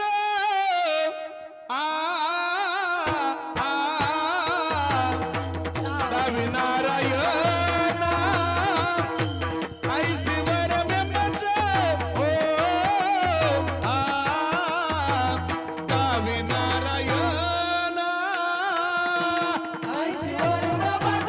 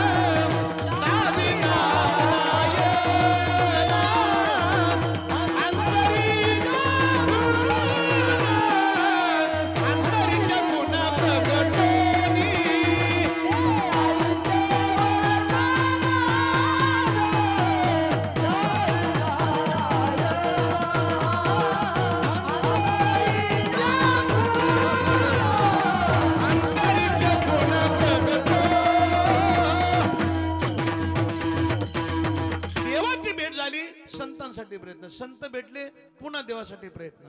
त्याचं कारण असं जगद्गुरु तुकाराम महाराजांच्या दृष्टीने देव आणि संत ही वेगवेगळी नव्हती. महाराज दोघांना एकाच अँगलने पाहत होते. देवते संत निमित्त त्या प्रतिमा. म्हणून जगद्गुरु तुकाराम महाराज देवाला डावलतायत आणि संतांना बसतायत, ते देव समजून बसतायत. पहिल्या प्रश्नाचं उत्तर. आता दुसरा प्रश्न आहे, महाराज नेमके कोणत्या संतांबद्दल बोलतात? मी मगाशी सांगितलं, काय केलेली झालेली आडनावाची परमार्थातले प्रपंचातले संत आहेत ना. प्रपंचामध्ये काही काही माणसं अशी ढोंगी आहेत, सकाळी तासभर पूजा करतो तो, सगळ्या घराला राबवतो. बायकोला म्हणतो फुलपत्र आण, सुनेला म्हणतो काळी पिठी आण, मुलीला म्हणतो अगरबत्ती आण, मोठ्या सुनेला म्हणतो इथं पुसून काढ, बारक्या सुनेला म्हणतो इथं रांगोळी काढ, मुलाला म्हणतो फुलपत्र भरून आण. हा नुसतं देव उचलतो, पाण्यात बुडवतो आणि अर्धा किलो गण नासवतो. गण लावला, सगळी कागद खिशात भरतो, एकच नोट वर ठेवतो, खर्चित नाही, फक्त वर ठेवतो. गाडीला किक मारली, चौकात गेला की याच्याकडून मिसळ खा, त्याच्याकडून वडापाव खा, त्याच्याकडून सिगरेट ओढ, त्याच्याकडून चहा पे. संध्याकाळी 5 वाजले, ए बुवा हसायचं नाही, हसायचं नाही. अख्ख्या गावात आपल्याला कोण लागत नाही. अरे तू गेलेली कशी तू नदी लागतात कोण बेवड्याच्या, ते जर कुठे पिऊन पडलं लोक समजा ए अरे त्या बोला उचल बोवाला, कुणाला बोवाला. सकाळी तासभर पूजा करतो ना तो, सगळं गाव त्याला बोवा म्हणतात. त्याला तुकाराम संत म्हणतील? पिणाऱ्याला संत म्हणतील तुकोबार आहे? नाही म्हणणार. राजकारणात काय संत आहेत? राजकारणात काय काय माणसं अशी ढोंगी आहेत, कीर्तन करतात, प्रवचन करतात, स्वतःला हरिभक्त पारायण म्हणतात, आळंदी पंढरपूरच्या वाऱ्या करतात. जेव्हा जेव्हा वारकरी संप्रदायावर गदा येते, तोंड लपून बसतात, तोंड बाहेर काढत नाही. त्यांना तुकाराम संत म्हणतील? त्यांच्याबद्दल बोलत. काही आडनावाचे संत आहेत. नगर जिल्हा तुम्हाला शेजारी आहे, जवळच जास्त लांब नाही.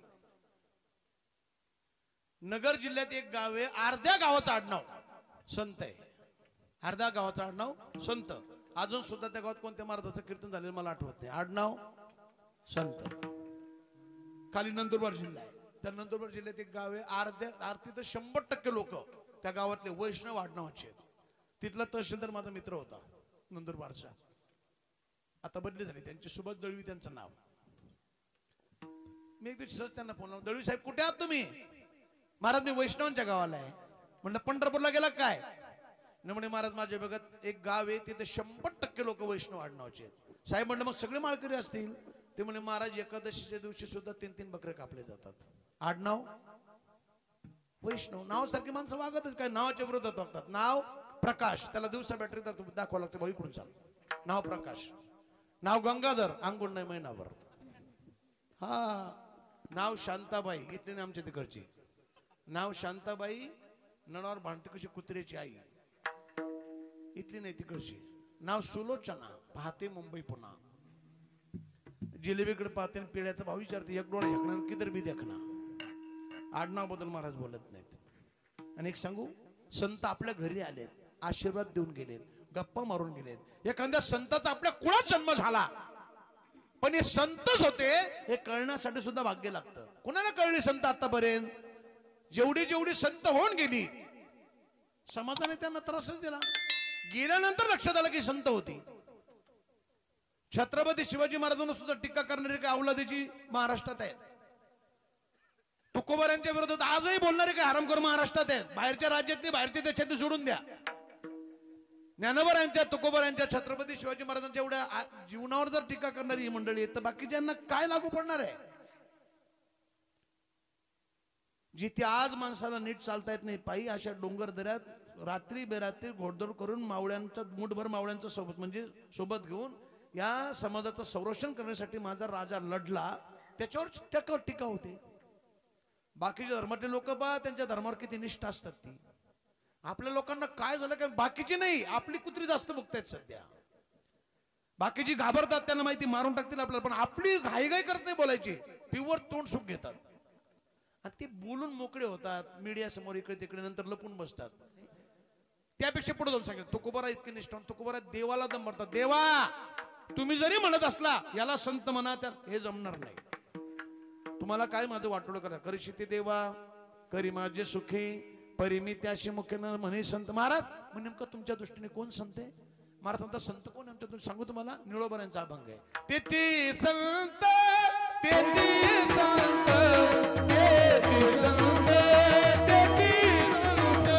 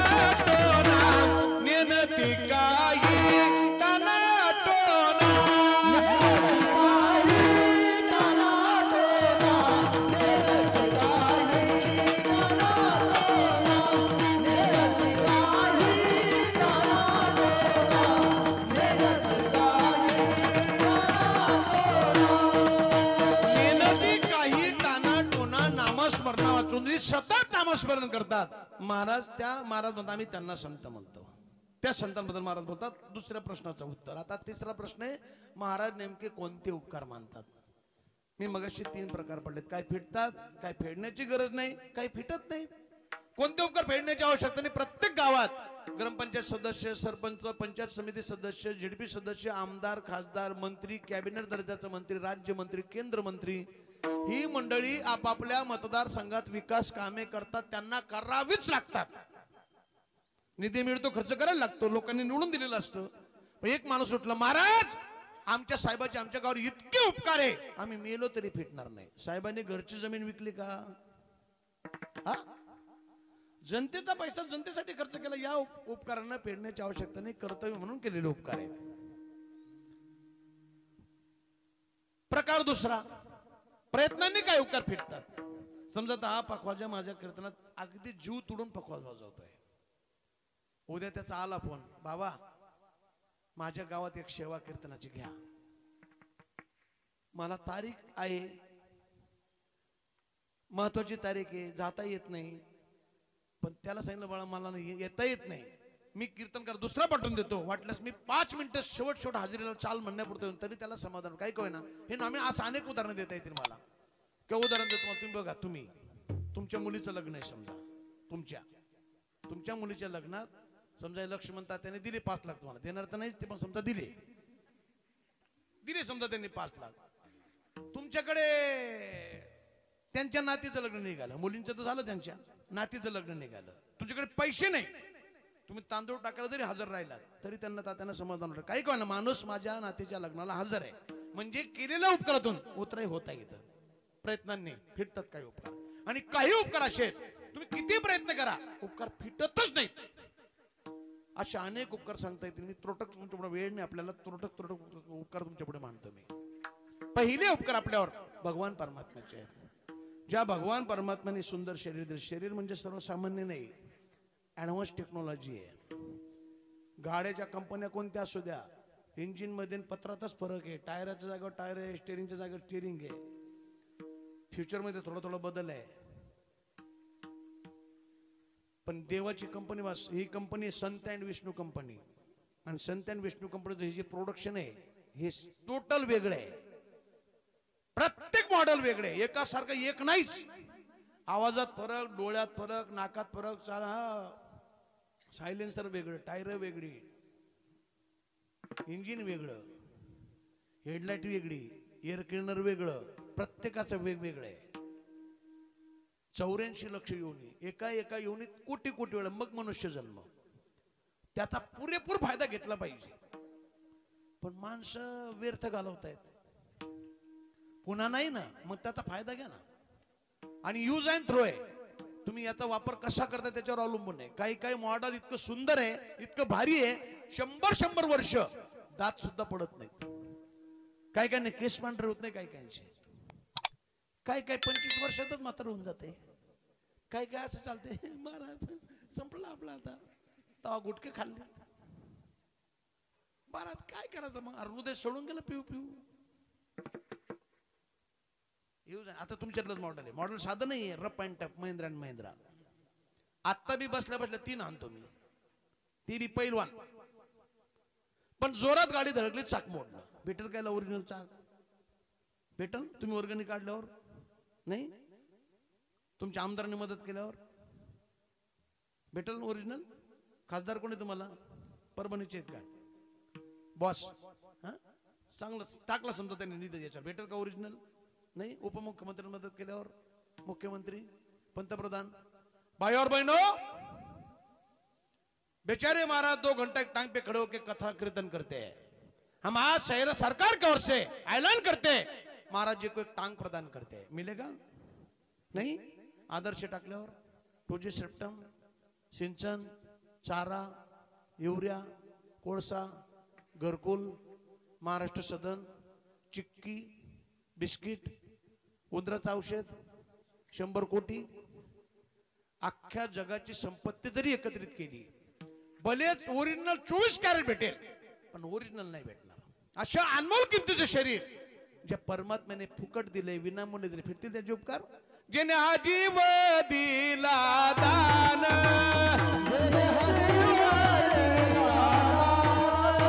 कयाचे करीन चिंतन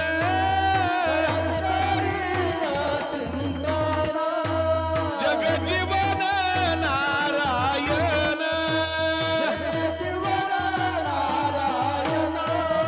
गायन गुण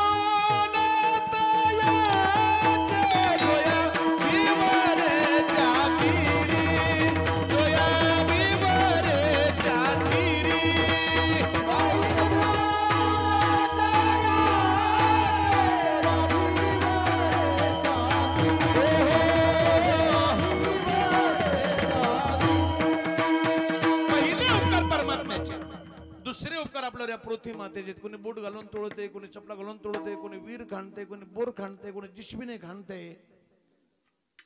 तरी सुद्धा पृथ्वी माता पिकते आणि उदरनिर्वाह करते प्रत्येकाच्या घरात या पृथ्वी मातेला पिकवलेलं जाते किती एअर कंडिशन रूम मध्ये राहणारे असले त्यांच्या ताटात संध्याकाळी या पृथ्वी मातेलाच पिकवलेलं जाते पण काय झालंय माहिती का वारकरी आणि शेतकरी ही जात कधीच एकत्र येत नाही आणि त्यामुळे तुमचा विकास नाही मला कोणतरी मगाशी एका पोरानं सांगितलं महाराज शेतकऱ्यांबद्दल काहीतरी शेतकरी लतखोर आहे तर शेतकऱ्याबद्दल बोलता काय मॅनेज होत आहेत मॅनेज 100 दिवस होऊन गेलेत एसटीचा संपर्क सुरू आहे आपला संप सुरू आहे एकी आहे त्यांची अजूनही जी फुटली ती गेली शेतकऱ्यांनी एकत्र येऊन या सगळ्या गोष्टी केल्या पाहिजे आपण मेहनत करतो बी त्यांच्याकडून मागात घेतो आपण त्यांना स्वस्तात विकतो दलालापासून तर त्या काट्या तोलाईपासून तर त्या होंडेकर पण सगळेच आपल्याला लुटतात आपल्याकडे मालाला का रेट पडतो गेला का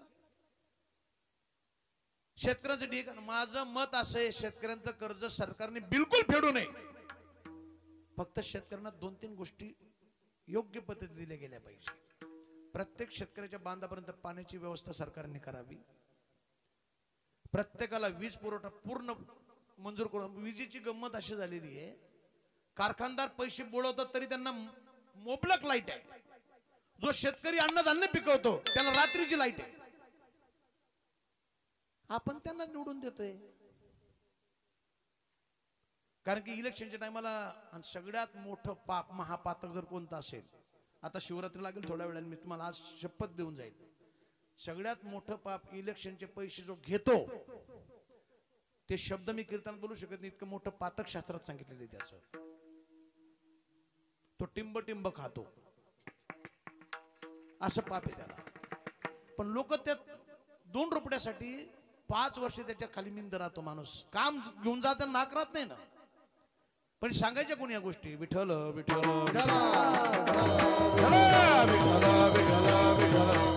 म्हणून पृथ्वी मातेचे उपकार आपण फेडू शकत नाही तिसरे उपकार आपल्यावर गंगा मैयेचे गंगेचा एक स्वार्थ आहे उगम स्थानापासून पावणे समुद्राला जाऊन मिळणे पण रस्त्यात जाताना सगळ्यांवर परोपकार करता का पेढी तर पापताप पोखी तर तिरीचे पादप समुद्रा जाय आप जैसे गंगेचे जैसे गंगेचे उपकार आपण फेडू शकत नाही चौथे उपकार आपल्यावर चंद्राचे आणि सूर्याचे आहेत सूर्यनारायण भगवान जर वेळेवर तळपलाच नसता आपण थिजून मेलो असतो पिकही पिकली नसती व्यवस्थित थिजून मेलो असतो जास्त तापला असता तर जळून मेलो असतो संतुलन ठेवता येते जेवढं सण होईल तेवढंच सोडतोय बरोबर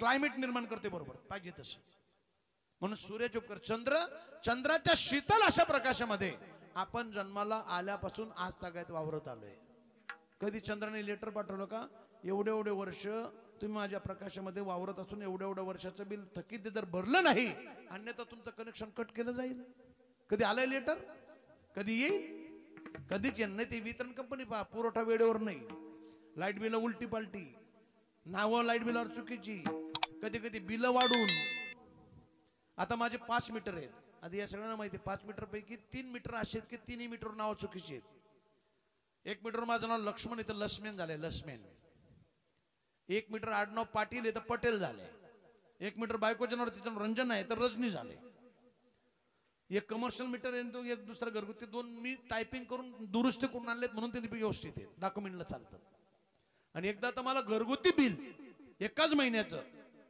36,000 रुपये आलं होतं. इकडून तरी कीर्तन करून ऑफिसमध्ये बिल पाहिली, 750 रुपये, 900 रुपये, 950 रुपये, 3600 काय म्हणे, एकक दशक शतक हजार 10,000. 36,000 बिल कसं काय आलं म्हणलं मला. मी रात्रीच बायकोला बोलले, एवढं बिल कसं काय आलं. तर मला काय माहित, या बंगल्याचं नाही ते त्या बंगल्याचं आहे. 2 आहेत ना मला. मग सांग ना 2 आहेत. पाटील माणूस आहे मी. पाटलांचं कामच आहे. भले सगळे इकून मोकळं का होईना, पण मी नेहमी सांगत असतो, ब्राह्मणाचं मारवाड्याचं पोटात, मुसलमानाचं होटात, आणि आपल्या मराठ्याचं नेहमी तोट्यात. नेहमी तोट्यात असतं. आणि मला वेळ पूर्ण नाही तर सांगितलं तुम्हाला, ब्राह्मण आणि मारवाडी काठे घेऊन मारामारीला कधीच येत नाही. ते डायरेक्ट कोर्टात जाता स्टे बसवतात. तुम्ही त्यांच्या प्रॉपर्टीवर कब्जा करा, रितसर स्टे बसवणार. ते मुसलमानाची ना आपल्या हिंदूची भांडणं झाली, त्यात ताकद नसते, ती फक्त बोंबलत राहतं. फक्त हाणणारा गडी चांगला पाहिजे आपल्यातला.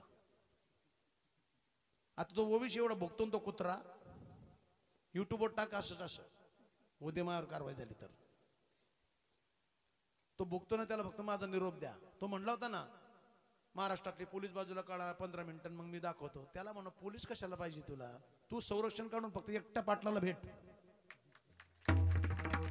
नाही छत्रपती शिवाजी महाराजांसारख्या आतड्या काढून कुत्र्यांना खाऊ घातली, बोटी बोटी म्हणून तर आम्ही पाटलाची आवडला. पण या सगळ्या गोष्टी करायच्या कोणी. आपली लोक खतपाणी घालतात ना. आपली लोक महाराष्ट्रात येऊन, तो माणूस हैदराबादून येऊन, आंध्रातून येऊन दमदाटी करून जातो आपल्या लोकांना, आणि आपण कुशाला ऐकून घेतो. त्याच्यात साधी कारवाई सुद्धा होत नाही. पण बोलायचं कोणी, करायचं कोणी या सगळ्या गोष्टी. परिस्थिती हाताबाहेर चाललेली सध्या, बिघडलेली परिस्थिती. 2 बायका आहेत. म्हणजे आता लोकांना वाटतं, मग अशी पण आमचा जेवताना विषय झाला. आणि मी नेहमी सांगतो, माझ्या जीवनात असं झाकून लपून काही नसतं. मी जसं समाजात वावरतो तसंच कीर्तनात बी बोलतो, तसंच घरात बी वागतो. 2 आहेत म्हणजे मस्तीने झाल्या नाहीत. त्यात मला वेळ नाही तर सांगितलं त्या का झाल्यात त्या, का सांगू 2 मिनिटात. पहिली बायकोला मुलगा झाला, 2 वर्षाचा मुलगा झाला. ती माहेरी गेली. तिच्या बहिणीचा म्हणजे चुलत बहिणीचा साखरपुडा होता. 8 दिवस आधीच गेली. नंतर ती थोडीशी आजारी पडली. पोरग 2 वर्षाचं होतं. सगळी गल्लीतली पोरं उचलायचे, मामाचं गाव म्हणून ते फिरवायचे पोरं. त्याला गोंडच दिसायचा. बाप असं म्हणलं, पोरग कसा असेल, गोंडच दिसायचं पोरग. अरे तू हसतो काय, 2 असून सफरचंद सारखं आहे बाळा. बाकीची वाळली, काहींची बांबू गेली मसणार, जिवंतपणीच. अजून मी परमार्थ केलेल्या माणसाला या सगळ्या गोष्टी गाजत नाही. फक्त तसं नेतृत्व ठेवायला लागतं. जाऊ दे, मी तिकडे जात नाही. ती पोट दुखतं म्हणून झोपली होती. ती पोरग खेळता खेळता बाहेर गेलं. त्या साखरपुड्याच्या निमित्ताने सगळी पोरं मंडपात कार्यासाठी हजर होती, वाढायला, वापरायला, नियोजन करायला. पोराकडे कोणाचं लक्ष नाही. पोरग खेळता खेळता गेलं आणि खेडेगाव त्यानं नळाला पाणी कमी येतं ना, म्हणून खड्डे खोदलेले असते. त्या खड्ड्यात जाऊन पोरग पडलं. पोरग पडलं, नेमका पाणी सोडणाऱ्याने साखरपुड्यासाठी पाणी सोडलं. आता पंक्ती बसतील म्हणून ते खड्ड फुल भरलं. पोरग पाण्यात बुडून मेलं. 2001 ला पोरग मेलं. 2-3 तासांनी हिच्या लक्षात आलं, पोरग कुठे. पोरग शोधते शोधते शोधते पोरग ते खड्ड्यात पाहिलं, मरून पडलेलं. आक्रोश झाला. साखरपुड्यात जिथले ते सगळं नासधूस झाली. सगळी लोक रडायची. तिला जे वाटलं माझ्यामुळेच पोरग गेलं, माझं लक्ष नाही, म्हणून ती जी डिप्रेशन मध्ये गेली. तिच्या वडिलांनी 7-8 लाख खर्च केले, मी 7-8 लाख खर्च केले, पण ती काही जागेवरच येईल. 2.5-3 वर्ष प्रयत्न करून करून खूप डॉक्टर पाहिले, जागेवरच येत नव्हती. माझं इकडे बिझनेस वाढायला, बांधकामाचं क्षेत्र, हे ते प्लॉटिंग सगळं वाढायला लागलं. कीर्तनं वाढली, येणारे जाणारे, मला ताप व्हायला लागला. मग तिकडचे नातेवाईक, आमचे नातेवाईक, मग आमची आई म्हणली, बाळा दुसरं कर. आई म्हणले, मी महाराज हे लोक नाव ठेवतील. पण म्हणले, करणार अपंग आहे, कोण करणार या सगळ्या गोष्टी. म्हणलं मग तुम्ही पाहू नका, मी पाहतो. मग मी स्थानिक पाहिली, आळंदीतली पाहिली. दुसरं लग्न केलं, दुसरी केली. पहिली बऱ्यापैकी तिला पाहिल्यावर जाग्यावर आली. त्यामुळे दोन्ही सांभाळायची वेळ आली. आता एकाच्या याच्यात, एक तुमच्या गल्लीत आहे, एक आमच्या गल्लीत आहे, एक त्यांच्या गल्लीत आहे. मग तिथे तुमचे ते मोबाईलवाला, काय त्याचं नाव, अशोकचं यांच्या समोरचं घर माझं, अशोकच्या बी समोरचं माझं. आणि इकडच्या गल्लीत ती आळंदीवाली सेपरेट. आता ते तिकडे गेली, यांच्या गल्लीला जिथे गावाला तिथे शेतीला ताप होता. तो बाग, मी पाणी आणलं जवळजवळ 2.5-3 किलोमीटर तिथून. आणि त्यामुळे शेती सगळी बागायती केली. मग तिथं पाहणार कोणी म्हणून मग तुम्ही तिकडं राहा म्हणलं मॅडम, आम्ही इकडं राहतो. 15-20 दिवसाने त्यांना सेपरेट गाडी ड्रायव्हर, यांना सेपरेट गाडी ड्रायव्हर, मला सेपरेट. माऊलीने सगळं केलेलं आहे व्यवस्थित, तसं काही नाही. काय माहिती का, सगळ्या गोष्टी आहेत ना, करत असताना सगळ्या गोष्टींचा विचार करून केलं पाहिजे. समाजाने बोट घातलं नाही पाहिजे. आपण जेव्हा कंबर बसून समाजापुढे अक्कल ओततो तर काही गोष्टींची जाणीव आपल्याला असली पाहिजे. विठ्ठल विठ्ठल विठ्ठल, त्यामुळे 2 झाल्या. पण ती पहिली जी आहे अजूनही पूर्ण जागेवर नाही आलेली. तुम्ही जर गेलात, महाराज कुठे गेले, अजून नीट बोलत नाही. मी गेलो सकाळी, म्हणलं लाईट काय वापरलं नेमकं, तू एवढं बिल आलं कसं काय. मी आपली गाडी आळंदीत मोटरसायकल असतो, मी गाडीला किक मारली. एमएससीबीच्या ऑफिसर कोणतरी पाटील साहेब होतं, पोरगसच इंजिनियर होतं. ते खाली काहीतरी लिहित बसलो होतो. मी त्याला बोललो तिथं, म्हणलं साहेब मला 36,000 बिल आलं. ते म्हणजे पहिले बिल भरा, मग तक्रार फॉरवर्ड केली जाईल. म्हणलं काचा फोडल्यावर मला तुम्ही येत का, थांबा मी वायरमन पाठवतो. मग तो होले वायरमन होतं, होले वायरमन पाठवून दिला. त्यांनी पाहिलं तर माझ्या मीटरवरची बिल आकडे आणि त्या बिलावरची आकडे मॅचच होत नव्हते. नंतर मी चाकणला गेलो, चाकणला साहेबाला म्हणजे वकिलाला 500 दिले, ॲफिडेविट करून दिलं, साहेबाला 500 दिले, तेव्हा ते बिल दुरुस्त झालं. तसं चंद्राचं कधी बिल आलंय का तुम्हाला चुकवून, भरा नाही तर शेजारच्याला उजड तुम्हाला अंधार, कधीच नाही. म्हणून चंद्राचे आणि सूर्याचे उपकार आपण फेडूच शकत नाही. माझी वेळ संपलेली आहे, 5 मिनिटं एक्स्ट्रा झाले, पण तरी 5 मिनिटं तुमचे घेतो. महत्वाचे उपकार सांगतो जे आपण फेडूच शकत नाही, अजून फेडलेच नाही, कोणी फेडणारही नाही. माझ्या अभ्यासाप्रमाणे आई बापाच्या उपकारातून उत्तर झालेला मुलगा अजून जन्माला यायचा आहे. महाराज श्रावण कुमार पुंडलिक महाराज त्यांनी फक्त प्रयत्न केलेत, यशस्वी नाही. प्रयत्नाने थोडे यश आलं, पण पुरेपूर उतराई नाही होत आहे. पण कोणाला, ज्याच्या घरात आई नाही बाप नाही त्याला, ज्याचे गेले त्याला विचारा, काही काय आम्हाला भेटतात. महाराज आमचं मात्र लय बडबड करतं, नाही त्याला आनंद दिला ना, कसं आकाशातून पडल्या म्हणून अधोगती आहे.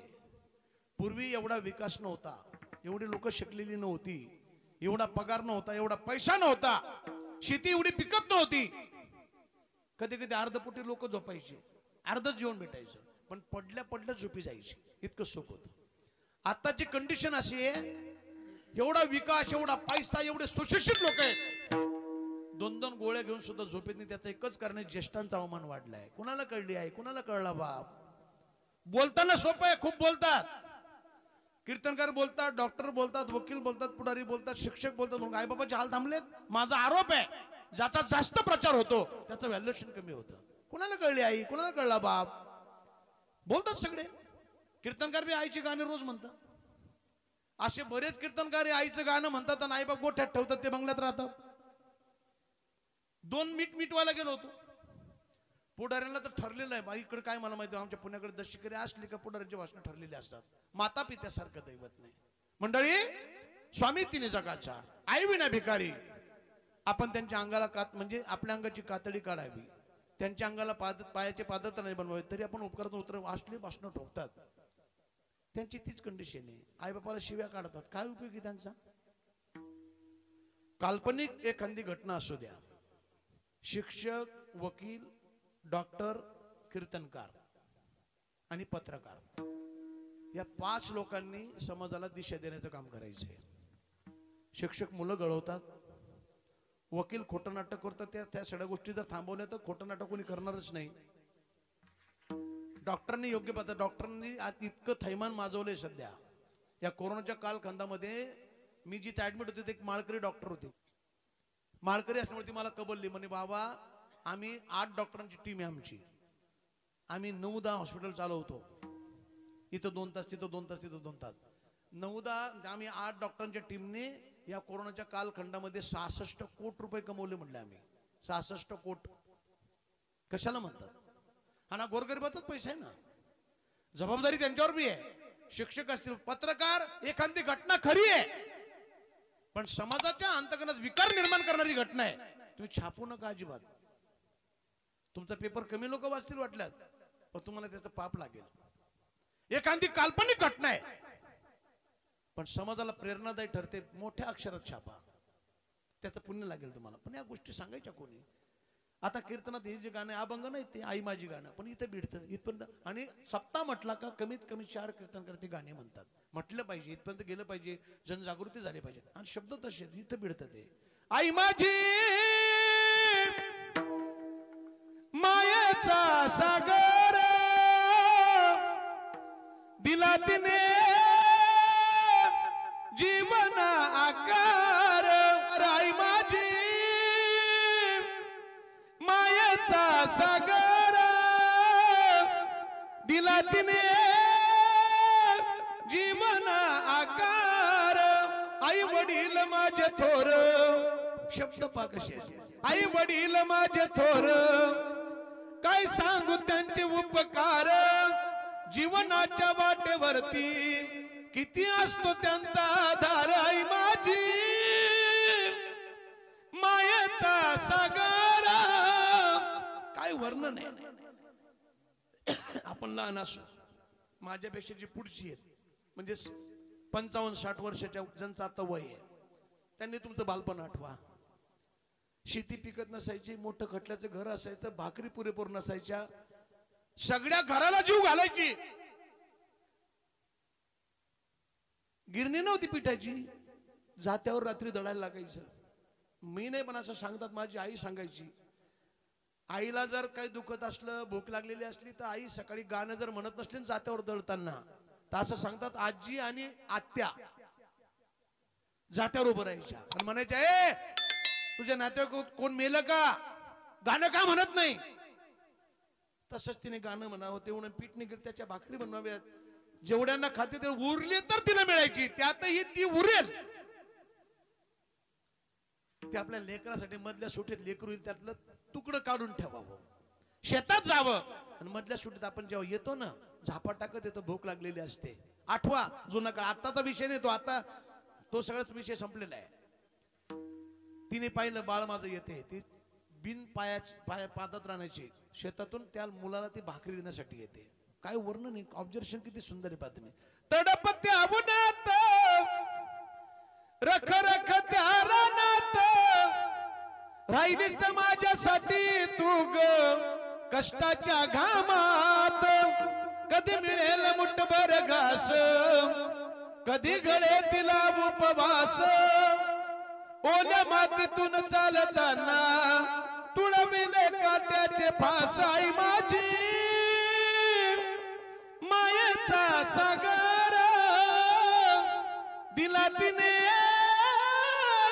जीवन आकार. नदीची चांदणे तू ग चंद्राची कोर, तुझी शीतल छाया मला हवी जीवनभर. तुझ्या शीतल छायेमध्ये उभं आयुष्य जगेन.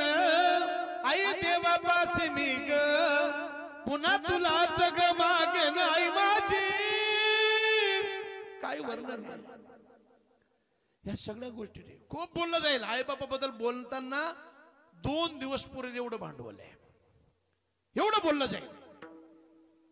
म्हणून आई बापाचे हाल थांबलेत, उलट वाढलेत. आणि एक सांगेल, अजून मला वेळ संपलेली आपली, थोडस 5 मिनिटं घेतो. आई बापा बद्दल बोलत असताना कोणताही वक्ता तुम्ही ऐकला असला आतापर्यंत, जास्त करून आईचा दो करतो.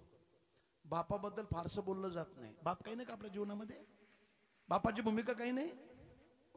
बापाचं अंतकरण आईपेक्षा जास्त कोमल आहे, पण कळणाऱ्याला आहे. अजून कोणत्याच वक्त्याने बापाच्या अंतकरणात हात घालण्याची हिंमत नाही केली. मी बाप सांगेल तुम्हाला, इथे जेवढ्या माता मावल्या बसल्यात या सगळ्यांना रोज एक चिंता असते, उद्या काय करावं. आपल्या परिवारासाठी रोजच्या शिदोरीची चिंता करते, तिला आई असे म्हणतात. पण अख्ख्या परिवारासाठी आयुष्यभराची शिदोरी निर्माण करण्यासाठी रात्रंदिवस झटतो तो बाप असतो. त्याने जर ठरलं, त्याच्या लक्षात आलं माझ्या तुटपुंज्या कमाईने माझ्या परिवाराचा खटका भरणार नाही, तो डबल ड्युटी करेल. त्याने नाही भागलो तो अन्य गेली कामं करेल, पण कुटुंबाची काळजी करतो तो बाप असतो. कुणाला कळला बाप? घरात एखादा सदस्य आजारी पडला, व्याजाने पैसे काढेल, शेळ्या विकेल, बैल विकेल, कोणाकडून उष्णे आणेल, कोणाच्या हातपाय पडून आणेल, त्याच्यावर उपचार करतो. याला ताप भरला, खिशात पैसे नसले तशीच क्रोशिनची नाही तर डोलोची गोळी घेतो, कामाला जातो तो बाप असतो. कुणाला कळला बाप? प्रत्येक सणावाराला घरातल्या सगळ्या सदस्यांना नवीन कपडे घेतो, फाटलेली बनियान शर्टाखाली झाकून ठेवतो, तो बाप असतो. बापाची भूमिका खूप मोठी आहे.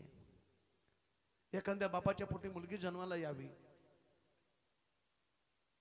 त्या मुलीला घडवावी कशी, नटवावी कशी, देखणी कशी दिसावी, तिचं राहणीमान कसं असतं, तिच्यावर काय संस्कार बिंबावेत ही चिंता आईला आहे.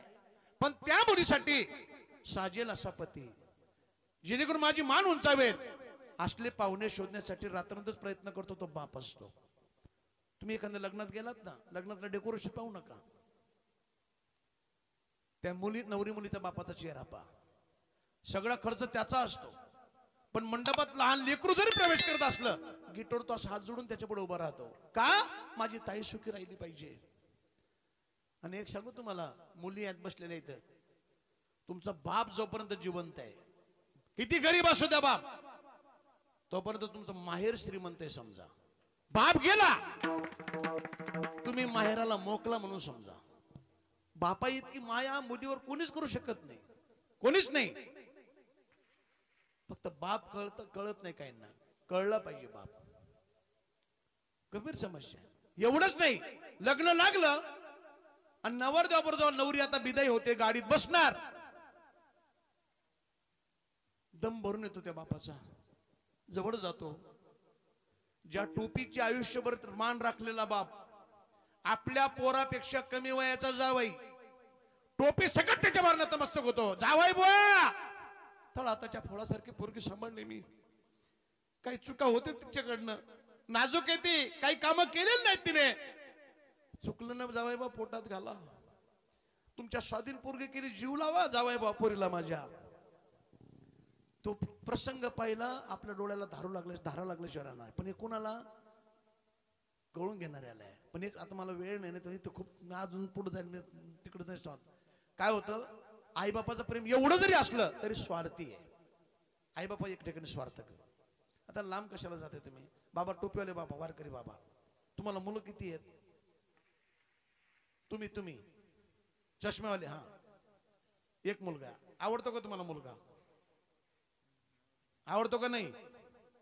नाहीला त्याने म्हणते हा. बरं, तुम्ही आतापर्यंत जेवढी प्रॉपर्टी कमवली, कोणासाठी कमवली? पोरासाठी. तुम्ही नाही, ती इच्छा नसते तरी तो घेणारच आहे. रितसर वारच झाला तो. आता मला सांगा, तुम्ही तुमचा मुलं, माझ्या वयाचा असेल ना मुलगा तुमचा, 40-42 जास्त आहे, म्हणजे तुमच्या मुलाच्या वयाचा मी पण आहे. तुमचा मुलगा जेवढा तुम्हाला आवडतो तेवढं मी आवडतो का? नाही. काय मत रे राव, नाही म्हणताय खुशाल.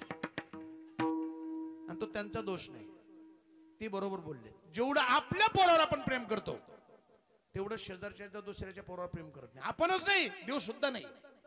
देवाचं सुद्धा प्रीत आहे. भक्ता राखे पायापाशी दुर्जनांचा संवार करतो, फक्त भक्तांना संरक्षण देतो देव. म्हणून देवही स्वार्थी आहे, आईबापही स्वार्थी आहे. संतांचं तसं नाही. संतांकडे कोणीही या, खटनट या, शुद्ध होणे या रे या रे, लान थोर याती भरती नारी नर, कुणी या, जे खळांची व्यंकटेश सांगो, तया सत्कर्मी रती वाढो, भूता परस्परे पडो मैत्र जीवांचे. ही भूतांमध्ये सुद्धा परस्पर मैत्रीचे संबंध असतात. ही संकल्पना माझ्या संतांची असल्यामुळे तुकोबरांनी ऑब्जेक्शन केले की आई बापांपेक्षाही पुढे मला घडवण्यात, उठवण्यात, शिकवण्यात जर अग्रेसर कोण असेल तर ते संत आहेत. म्हणून आलेल्या साधकांना महाराज सांगतात, बाबा माझ्या जीवनामध्ये माझ्यावर इतके उपकार आहेत की मी शब्दात सांगू शकत नाही. संतांच्या अभंगाच्या पहिल्याच्या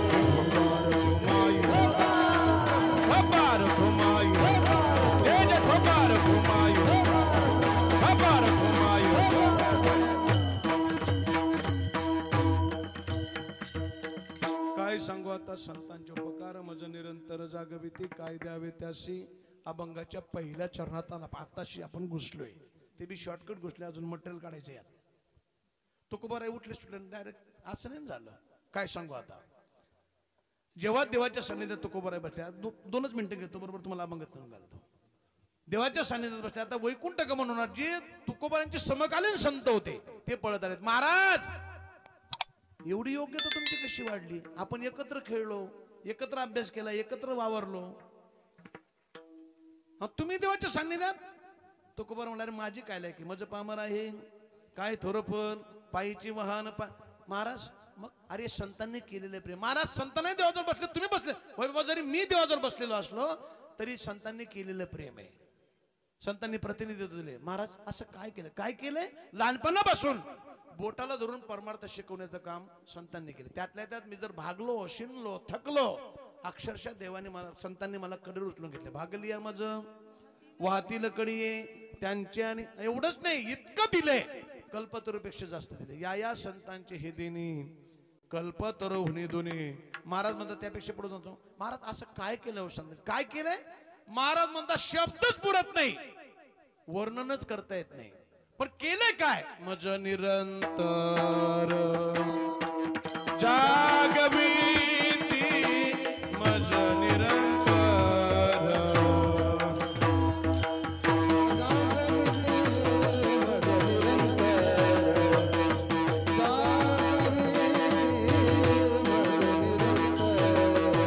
काय सांगू आता संतांचे उपकार काय सांगू आता संतांचे उपकार काय सांगू आता संतांचे उपकार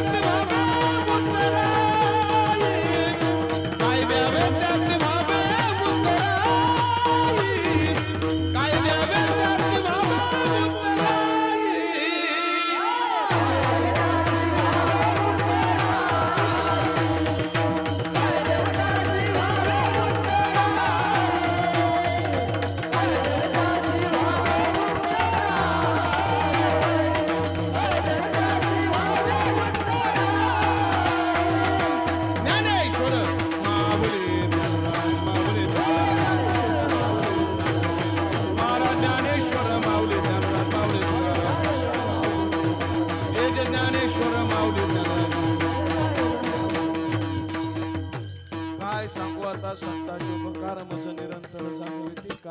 त्यासे भावे उत्तराई ठेविता हा पायी जीव थोडा आपण अभंगाच्या पहिल्या चरणात घुसलोय 3 चरण पॅक आहेत पण अर्थ अभंगाचा आधी सांगितला होता मला माहित उरकायचं नाही रान ओळखीचं गाव आहे जरा बारीक नांगरू म्हणलं पाय देऊन पुन्हा टाकता येईल नांगर पुन्हा याच रानात टाकू उरलेलं सुरलेलं पुढच्या वेळेस बघू यहाँ नहीं तो कहीं भी आप जब चाहोगे जहाँ चाहोगे तरी मी आज फार राजकारणावर बोललो नाही धर्माबद्दल जास्त बोललो नाही रिमिक्स चाली आज म्हणणार होते त्यामुळे जास्त रिमिक्स होते आता ही बी चाल रिमिक्स चाले जास्त म्हणून हे बी रिमिक्स होते ना आता नारे नारे नारा नारा नारा नारा ओ कुछ न समझ में आया मैं क्या करूं आपलं नाही. आणि गाणं आहे ना बरं का, गायक मंडळ तुम्हाला सगळ्यांना सांगून जातो, गाण्याची चाल म्हणताना जर तुम्हाला कोणी आडवं लावलं मला फोन लावून द्या, मी बघतो त्याच्याकडे. गाणे आम्ही म्हणत नाही, गाण्यावाले आमचे राग म्हणतात. कोणतंही गाणं रागात आहे का रागाच्या बाहेर आहे? रागात आहे. राग कुठून निर्माण झाले? वेदातून. साम वेदातून रागाची निर्मिती झाली. कोणी केली? नारद महर्षींनी. ही गादी कोणाची आहे? नारदाची. आम्ही कोणाची पोरं आहेत? वारकरी संप्रदाय हा आत्म्यात संपत्तीचा वारसदार आहे. आमच्या बापाची इतकी प्रॉपर्टी आहे आम्हालाच माहित नाही. दुसरे येतात वैद्य करतात आणि जास्त भाव देतात. काही नाही, 2-2, 3-3 कोटी रुपये एका पिक्चर 2 तासाच्या पिक्चरवर लोक खर्च करतात. त्यात असे मस्तपैकी आकर्षक संगीत देतात आणि लोकांना ते आवडतात. पण राग आमचे आहेत ना त्यात. गाणे आपण म्हणत नाही, ते आपले राग म्हणतात. आणि गाणं कोणतंच वाईट नाही, फक्त कनेक्शन चुकीचं लावतोय आपण. गाण्याचं कनेक्शन जर डायरेक्ट त्याला लावलं सार्थक होतं माणसाचं. गाणं म्हणण्याचं काय वावगं थोडी आहे. कोणतंही गाणं म्हणा, कातड्याला प्रेम न करता अंतकरणात त्याचा भाव ठेवा, निश्चित तुमचं सार्थक. म्हणजे कोणतंही गाणं असू द्या ना. एक सांगेल तुम्हाला, देव देश आणि धर्म यासाठी प्राण जरी गेला तरी सगळ्यांनी कटिबद्ध राहा. आज सगळ्यांना मी आव्हान करून जाईल, देशाबद्दल, धर्माबद्दल आणि राज्याबद्दल प्रेमबद्दल आपण बाळगलं पाहिजे. माता पित्यांबद्दलचं प्रेम राहिलं पाहिजे. आईबाप कशी असू देत, आपल्या अंतकरणात आपण त्यांना लेकरू म्हणून सांभाळा. तरी सुद्धा तुम्हाला त्याचं पुण्य लागलं. झालेली सेवा टाळकरी, माळकरी, वारकरी, गावकरी, आयोजक, नियोजक, संयोजक, ज्येष्ठ नागरिक, तरुण बांधव, बालमित्र, माता भगिनी, पाहुणी मंडळी, आमच्या सगळी गुणीजन मंडळी, प्रामुख्याने तरुण मंडळींना मी आज थोडीशी माफी मागून बोलतो. तरुण मंडळींची थोडी अपेक्षा भंग झाल्यात. त्यांची अपेक्षा होती मी उभं राहून कीर्तन करावं, पण मला भयंकर त्रास होतोय. मी कधीच हार न मानणारा माणूस, पण 8 दिवसात मी गुडघ्यामुळे हारलोय. उभं राहिलो तरी मला म्हणजे असं जीव निघून जायला कधी मोठी चमक निघते.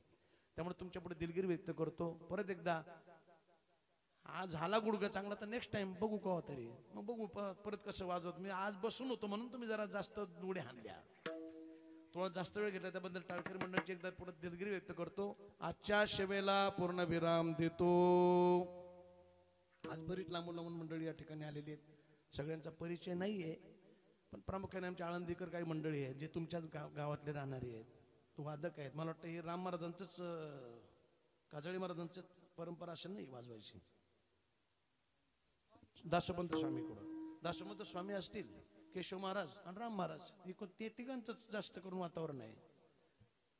काही महाराज मंडळी या ठिकाणी उपस्थित आहेत. तुमच्या गावातून आमचे हरिभक्तीपरायण बालाजी महाराज, ते जेव्हा शिकत होते तेव्हापासून त्यांना पाहिले. ही लेडीज कीर्तन करते बघितलं असेल ताई आमची, ही आळंदीत राहत होती जोडी. लॉकडाऊन मध्ये पुन्हा त्यांना वाटलं तर इकडे जास्त वाढेल म्हणून ते गावाकडे आलेत. परिचय तुमच्याकडे कमी आहे त्यांचा. भागवत कथाही करतात, कीर्तनही करतात, गायनही करतात. थोडंसं काय असतं, आपण घरातून बाळासाहेब म्हणलं तर लोक बाळासाहेब म्हणतात, आपण बाळा म्हटलं की लोकही बाळा म्हणतात. तेव्हा आपले दुसऱ्यांना 21 आणि 25 देण्यापेक्षा आपल्या घरच्यांना 5-5, 10-10 द्या ना सुरुवातीला. आपले मोठे होऊ द्या. जे मोठे ते मोठेच होत चालले, छोटे छोटे तेव्हा आपल्या लोकांना थोडंसं आपण जोपासना केली पाहिजे. तेव्हा झालेली सेवा परत एकदा सगळ्यांच्या चरणी समर्पित करतो. आजच्या सेवेला पूर्ण विराम देतो.